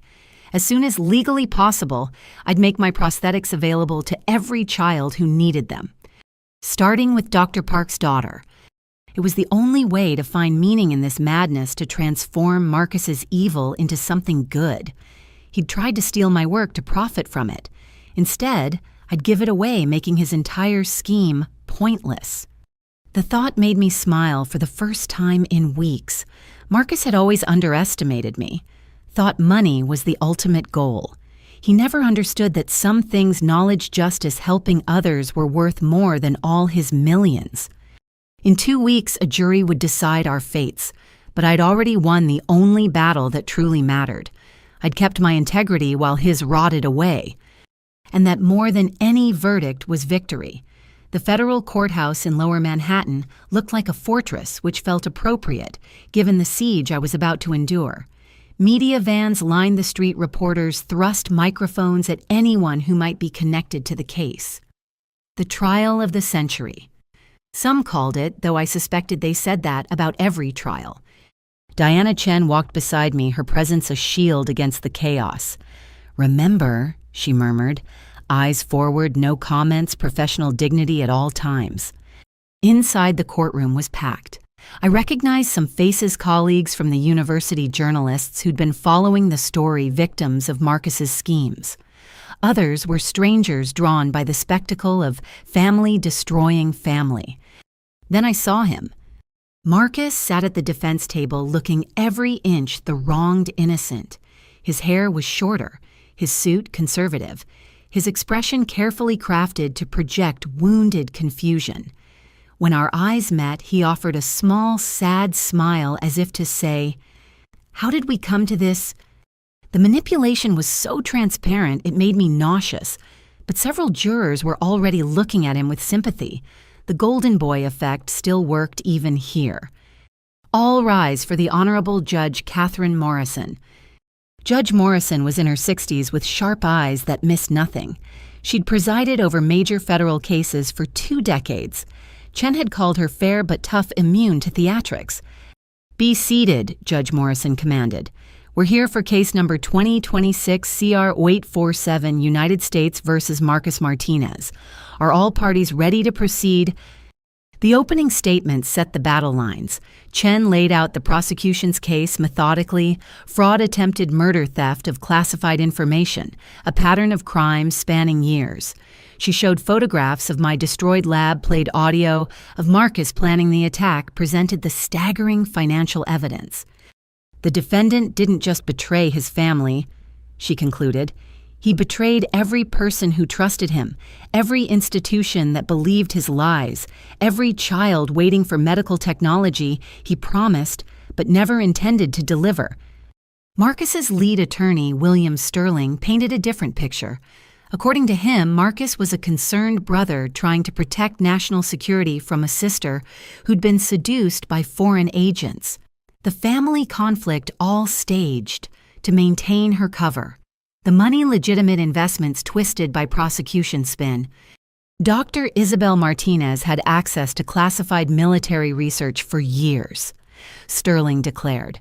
When her brother discovered her plans to sell it, she orchestrated this elaborate frame-up, using her scientific credibility to destroy an American patriot. It was so absurd I wanted to laugh, but Sterling sold it with conviction, and some jurors looked thoughtful. The seed of doubt was planted. The first week was procedural financial experts explaining the money trail, FBI agents detailing the investigation, forensic specialists confirming the arson evidence. Marcus played his part perfectly, taking notes with concern, shaking his head sadly at particularly damaging testimony, maintaining an air of bewildered victimhood. Then came the victims. Dr. Park took the stand, describing how Marcus had promised early access to my prosthetics for his daughter. "She was so hopeful," he said, voice breaking. She'd seen Dr. Martinez's published papers, knew the technology could change her life. Mr. Martinez said he was her brother, that he could arrange a special trial. We gave him everything, our savings loans against our house, her college fund. Photos of his daughter appeared on screen. A bright-eyed 12-year-old girl confined to a wheelchair holding a printout of my research paper. "What happened when you tried to collect on Marcus Martinez's promises?" Chen asked. "He disappeared," changed numbers. When I finally tracked him down, he said Isabel had refused to help, that she was too selfish to share her work with sick children. Objection, Sterling called. Hearsay. Sustained. Judge Morrison ruled, but the damage was done. More victims followed. Each story was a variation on the theme Marcus's charm promises, tied to my research, money changing hands, dreams shattered. By the time the fifth victim testified, several jurors were glaring at Marcus with open hostility. But Sterling was prepared. On cross-examination, he painted each victim as greedy, gullible, complicit.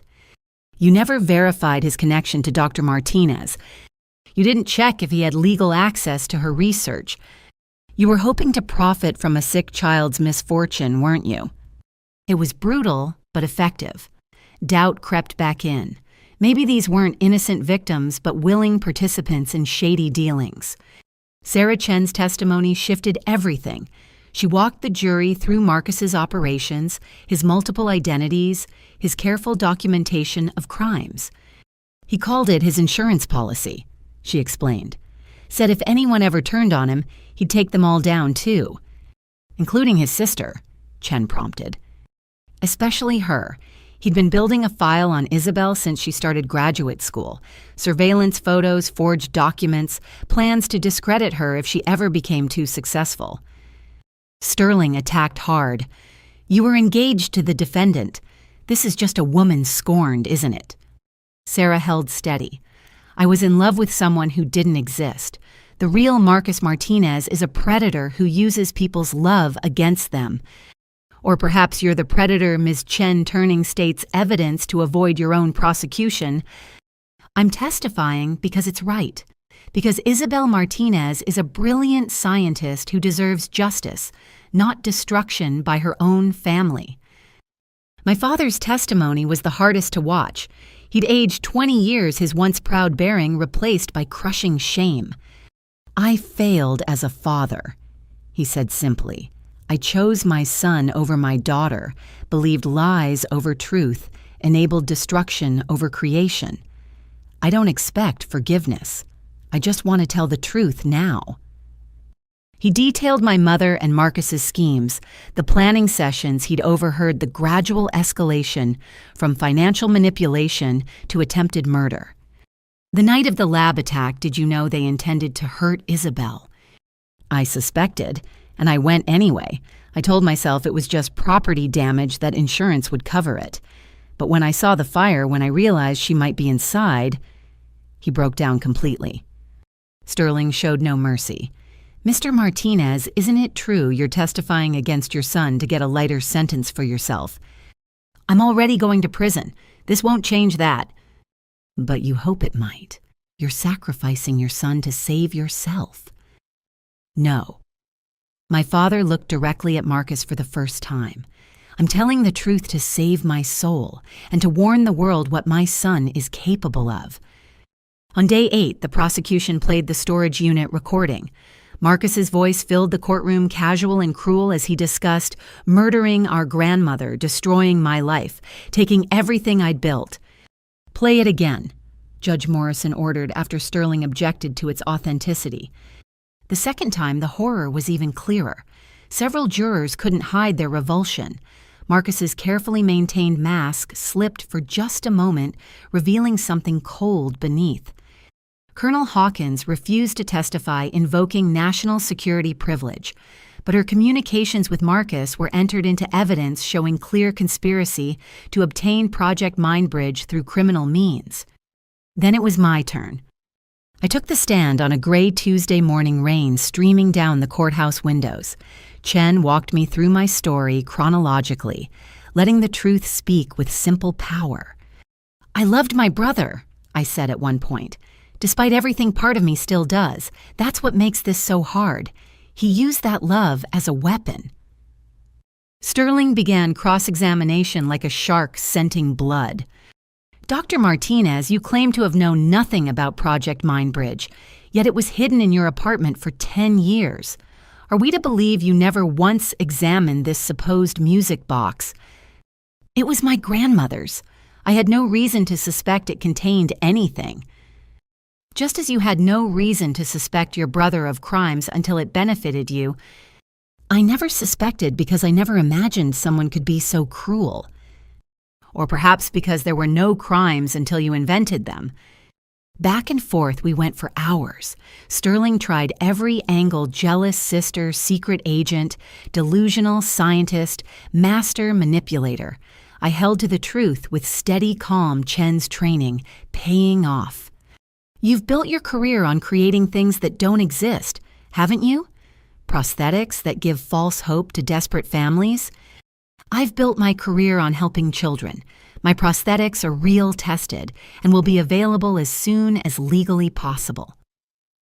After you've milked them for publicity during this trial— Objection, Chen called, argumentative. Sustained. Sterling changed tactics. The forged medical records show a pattern of mental instability. Records your client created, I interrupted. I can provide contact information for my actual physicians who will confirm I've never been treated for any psychiatric condition. Convenient that you have explanations for everything. The truth often is convenient, Mr. Sterling. It has the advantage of being consistent. A few jurors smiled at that. Sterling's face reddened. The worst moment came when he displayed the deep fake videos. Watching myself say words I'd never spoken, confess to crimes I hadn't committed, was surreal and sickening. Can you prove these are fake? Sterling demanded. Can you prove they're real? I countered. Because I know where I was when these were supposedly recorded, and it wasn't in front of a camera confessing to treason. Judge Morrison intervened. Mr. Sterling, if you're entering these videos as evidence, I'll need authentication from your experts. Of course, Your Honor. We have 3 digital forensics experts prepared to testify to their authenticity. And we have 5 prepared to prove they're fake, Chen added. The judge sighed. Then we'll hear from all 8. The moment of truth came when Sterling asked about the grant. $1 million is a lot of money, isn't it, Dr. Martinez? It's adequate for initial research and development. Adequate, most people would call it life-changing, worth killing for perhaps— I looked directly at the jury. Mr. Sterling, I've spent 7 years developing technology to help paralyzed children walk again. I've worked 3 jobs to pay for my education. I've sacrificed relationships, comfort, and financial security for this research.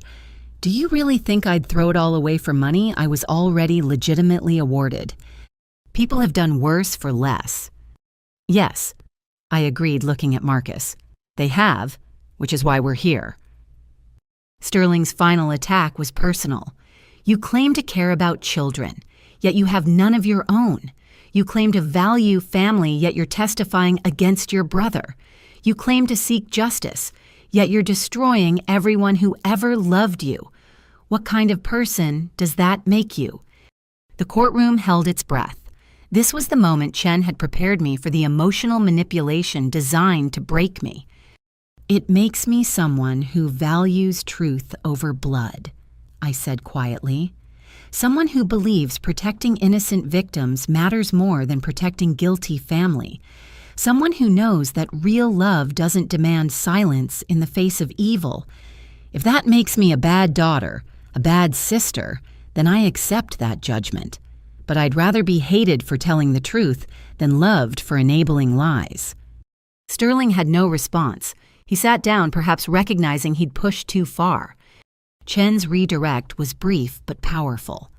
Dr. Martinez, when this trial ends, what are your plans? To return to my research, to make my prosthetics available to every child who needs them, starting with Dr. Park's daughter, to prove that good can come from even the worst betrayal.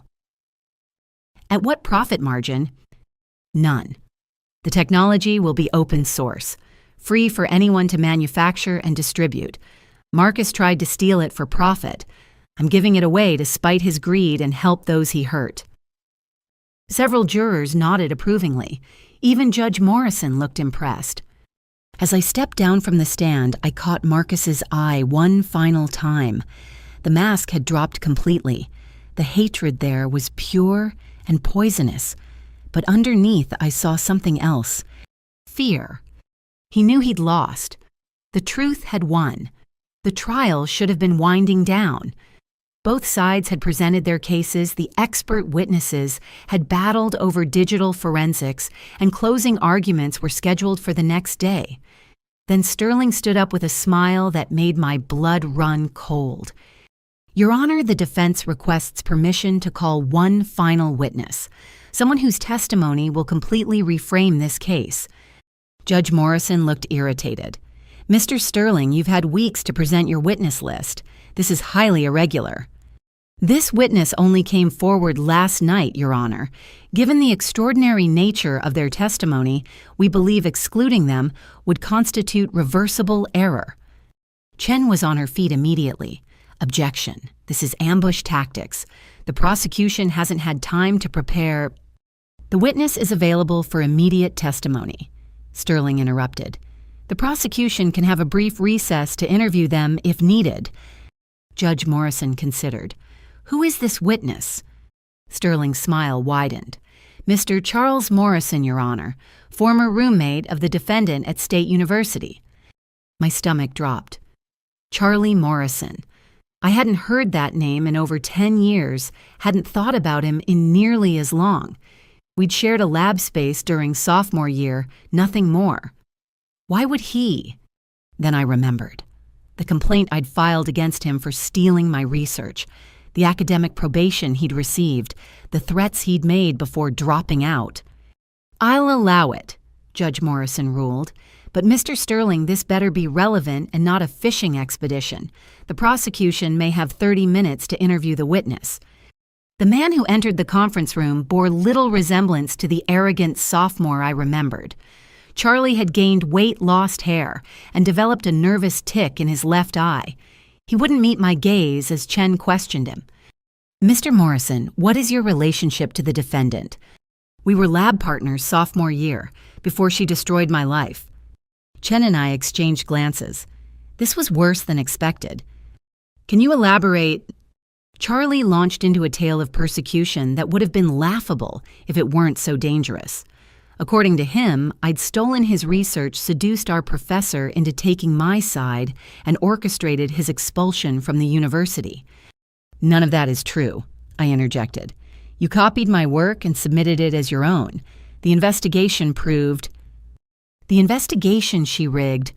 Charlie snapped, finally looking at me. The hatred in his eyes rivaled Marcus's.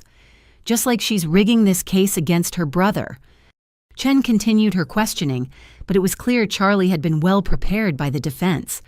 Every answer painted me as manipulative, vindictive, capable of elaborate deceptions. By the time we returned to court, I felt sick. Sterling examined Charlie like a master conductor leading an orchestra, each question built on the last, creating a symphony of doubt about my character. Mr. Morrison, can you describe the incident that led to your academic probation? Isabel and I were working on similar projects. I made a breakthrough, first documented everything properly. But she had access to my computer, we shared a lab, and she stole my data. When I confronted her, she went to the administration claiming I'd stolen from her. What evidence did she present? Fabricated timestamps, altered lab notebooks. She was always good with computers, knew how to manipulate digital records. The administration believed her because she was the star student, the golden girl. I was just average, so I must be the thief. It was a complete reversal of reality, but Charlie sold it with the conviction of someone who'd rewritten history in his own mind. What happened after your probation? I couldn't get into any graduate program. My reputation was destroyed. I ended up working minimum wage jobs while watching Isabel Martinez become famous for her innovations. Some of those early papers based on my work, the work she stole. Objection, Chen called. No foundation for these claims. Sustained, Judge Morrison ruled, but the damage was done. Sterling moved to the kill shot. Mr. Morrison, have you been following this trial? Yes. When I saw the news, I couldn't stay silent anymore. Why not? Charlie turned to the jury, his expression earnest. Because she's doing it again, the same pattern. Someone threatens her success, she destroys them with elaborate lies. Her brother discovered something that could damage her reputation, so she's framing him just like she framed me. But the evidence can be faked. She taught me that. Every document, every recording, every witness can be manipulated if you're smart enough, and Isabel Martinez is brilliant at manipulation. Chen's cross-examination was fierce but largely ineffective. Charlie had an answer for everything, a conspiracy theory to explain every contradiction.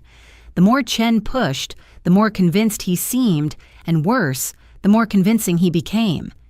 Mr. Morrison, you were placed on academic probation for plagiarism, correct? That's what they called it. Really, it was Isabel covering her tracks. The investigative committee found digital evidence proving you accessed Dr. Martinez's files without permission. Digital evidence she planted. She had my passwords, we were friends before she betrayed me, or I thought we were friends.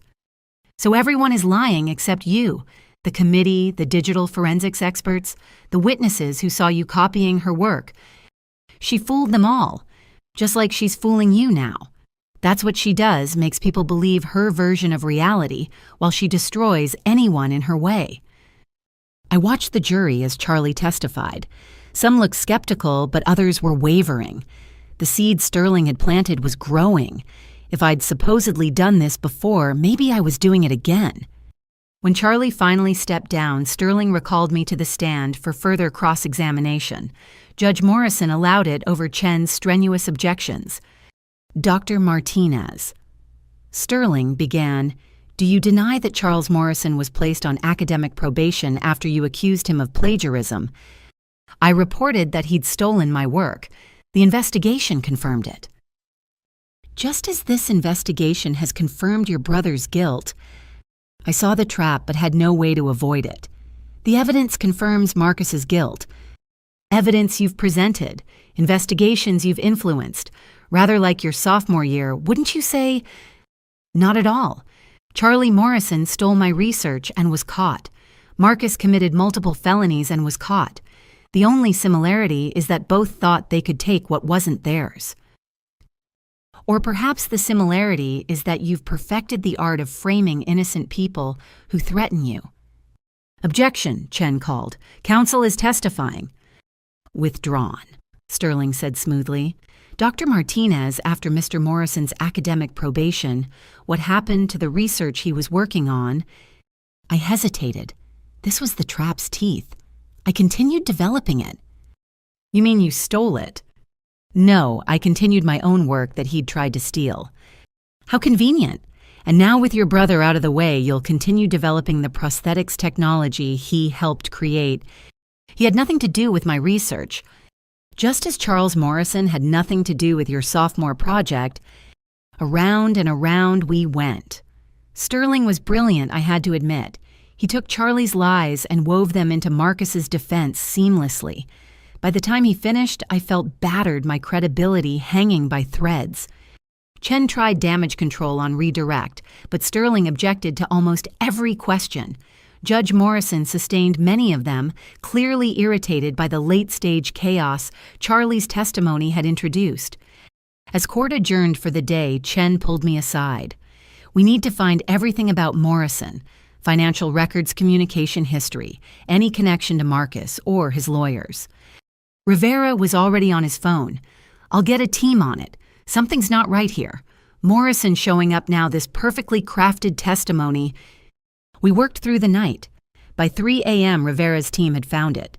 Phone records showing multiple calls between Charlie Morrison and a number registered to Marcus's defense fund. Bank records showing a $50,000 deposit to Charlie's account 2 days ago. Email drafts on a shared server containing Sterling's exact questions and Charlie's prepared answers.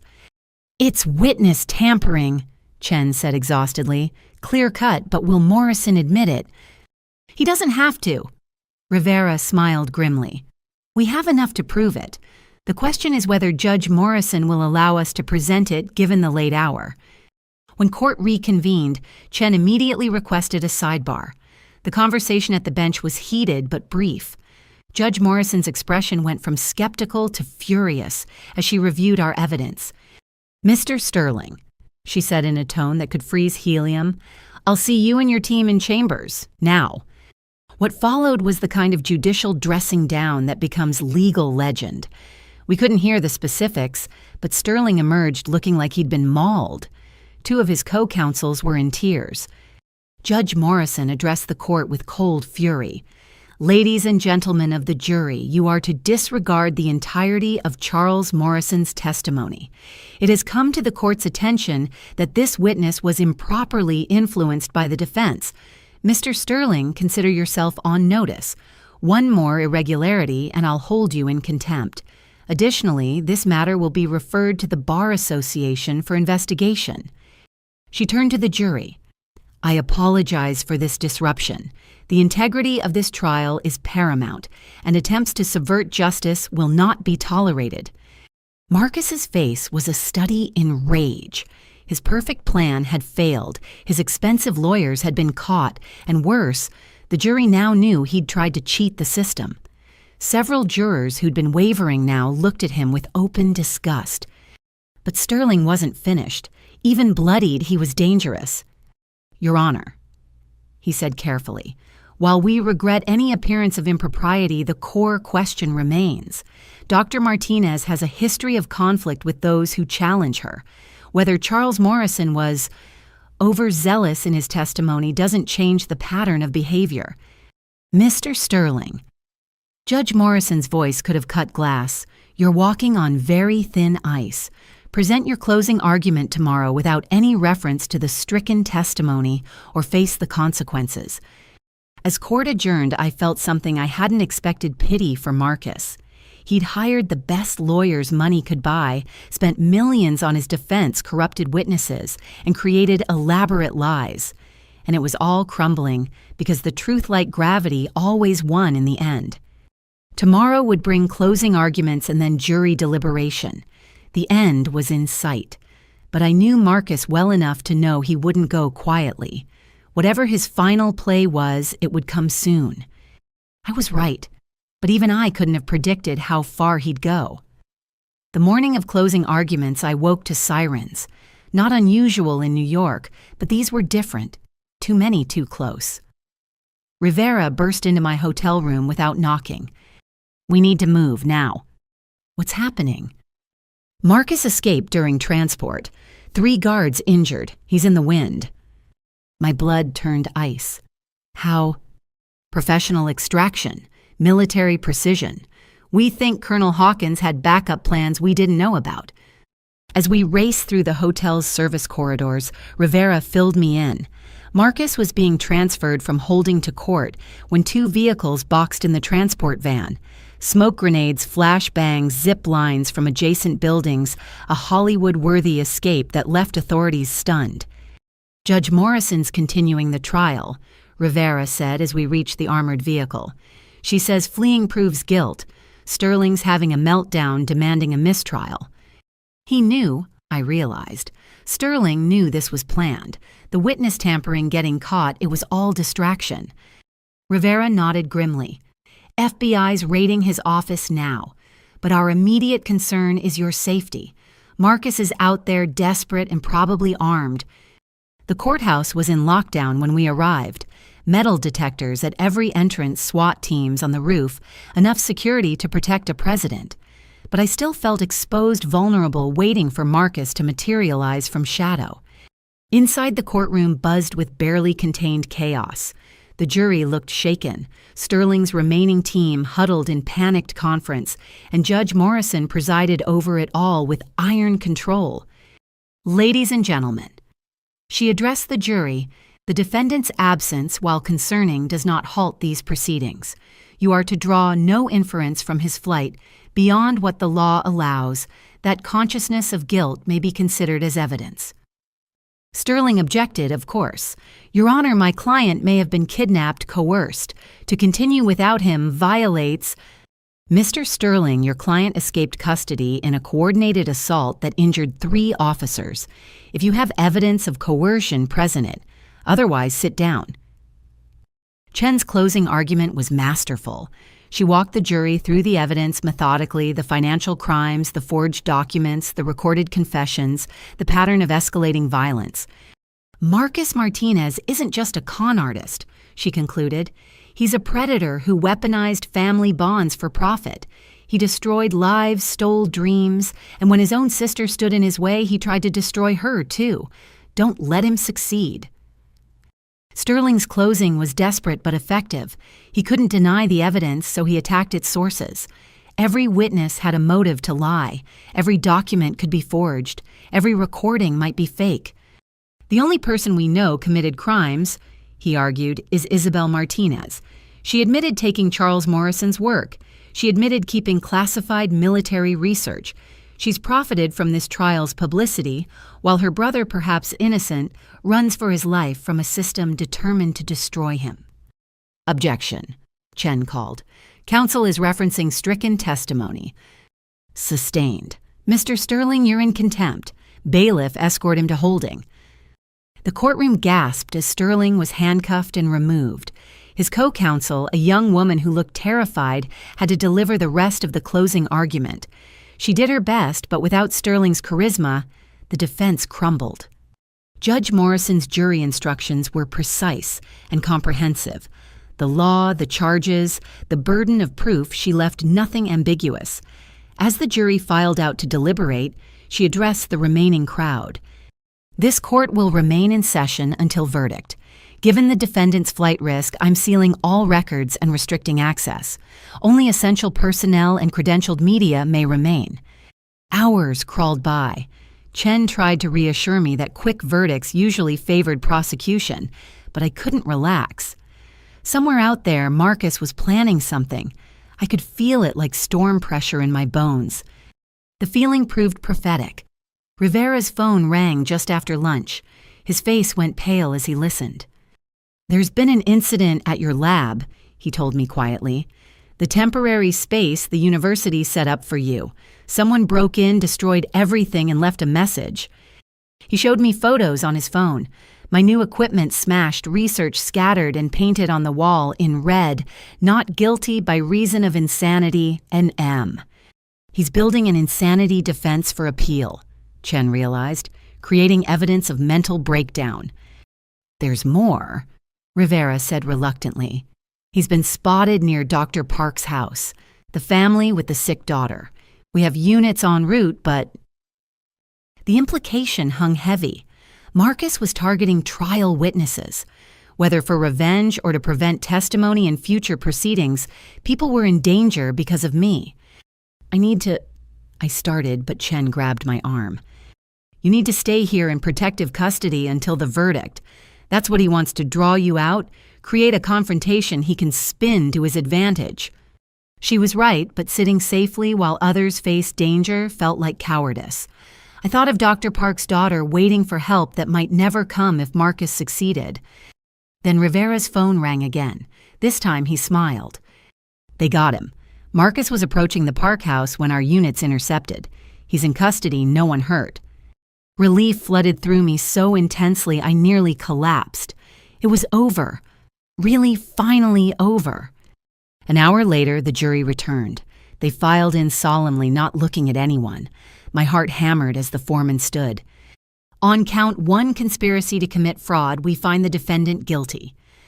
On count 2 wire fraud, we find the defendant guilty.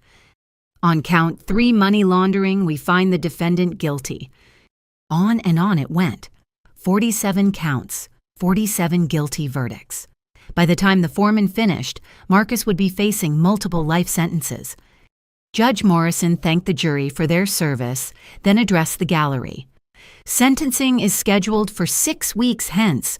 The defendant will be held without bail in maximum security. Court is adjourned. As people filed out, Chen hugged me tightly. It's over. You won. But I didn't feel victorious. I felt empty, drained, grieving for the brother I'd never really had and the family that had destroyed itself. Rivera drove me to a secure location for debriefing. Marcus had been caught with a gun, fake passports, and nearly $200,000 in cash. He'd planned to flee the country after killing me and the witnesses he blamed for his conviction. He'll never hurt anyone again, Rivera assured me. Between federal and state charges, he'll die in prison. That night alone in yet another anonymous hotel room, I finally allowed myself to cry. Not for Marcus, he'd chosen his path, but for the could-have-beens. The brother who might have used his intelligence for good. The parents who might have loved both their children equally. The grandmother who might have lived to see her great-grandchildren. All those possibilities murdered by greed. But from their ashes, something new could grow. My prosthetics research tested by fire would now help children around the world. The victims of Marcus's schemes would receive restitution from his seized assets. The truth, painful as it was, had set us all free. My phone buzzed with a text from Dr. Harrison. "Proud of you. Lab space ready when you are. Let's change the world." For the first time in months, I smiled genuinely. Marcus had tried to steal my future. Instead, he'd only made it clearer. I had work to do. Children to help innovations to create. The war was over. It was time to build peace. 6 months after the trial, my new lab hummed with productive energy. Larger than before, better equipped and filled with brilliant minds drawn by our mission.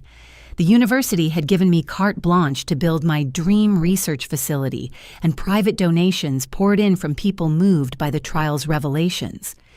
Today was special. Lucy Chen, no relation to the prosecutor, sat in the testing chair, her eyes bright with excitement. 7 years old, born without a left arm, she was about to test the latest version of my neural responsive prosthetic. "Are you ready?" I asked gently. She nodded eagerly. "I practiced the focusing exercises you taught me. I can do this." Her mother stood nearby, tears already forming.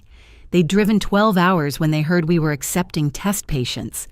Lucy had read every article about my research, understood the science better than most adults. I activated the prosthetic. For a moment, nothing happened. Then Lucy's face lit up as the fingers flexed. "I'm doing it," she squealed. "Look, Mom, I'm moving my robot hand." Within minutes, she was picking up blocks, high-fiving my research assistants, and hugging her mother with both arms for the first time in her life. There wasn't a dry eye in the lab. "When can I take it home?" Lucy asked hopefully. "Soon, I promised. We need a few more tests, but you'll be one of our first full-time users. And Lucy, you're helping us make it better for every child who comes after you." She beamed with pride. As they left, Lucy turned back. "Dr. Isabel, thank you for not letting the bad man stop you from helping kids." The bad man. That's what the media had taken to calling Marcus after his sentencing. 25 years to life, no possibility of parole. He'd stood in court unrepentant to the end, claiming I'd orchestrated everything. Even as Judge Morrison read the sentence, he'd stared at me with undimmed hatred. I'd visited him once in prison.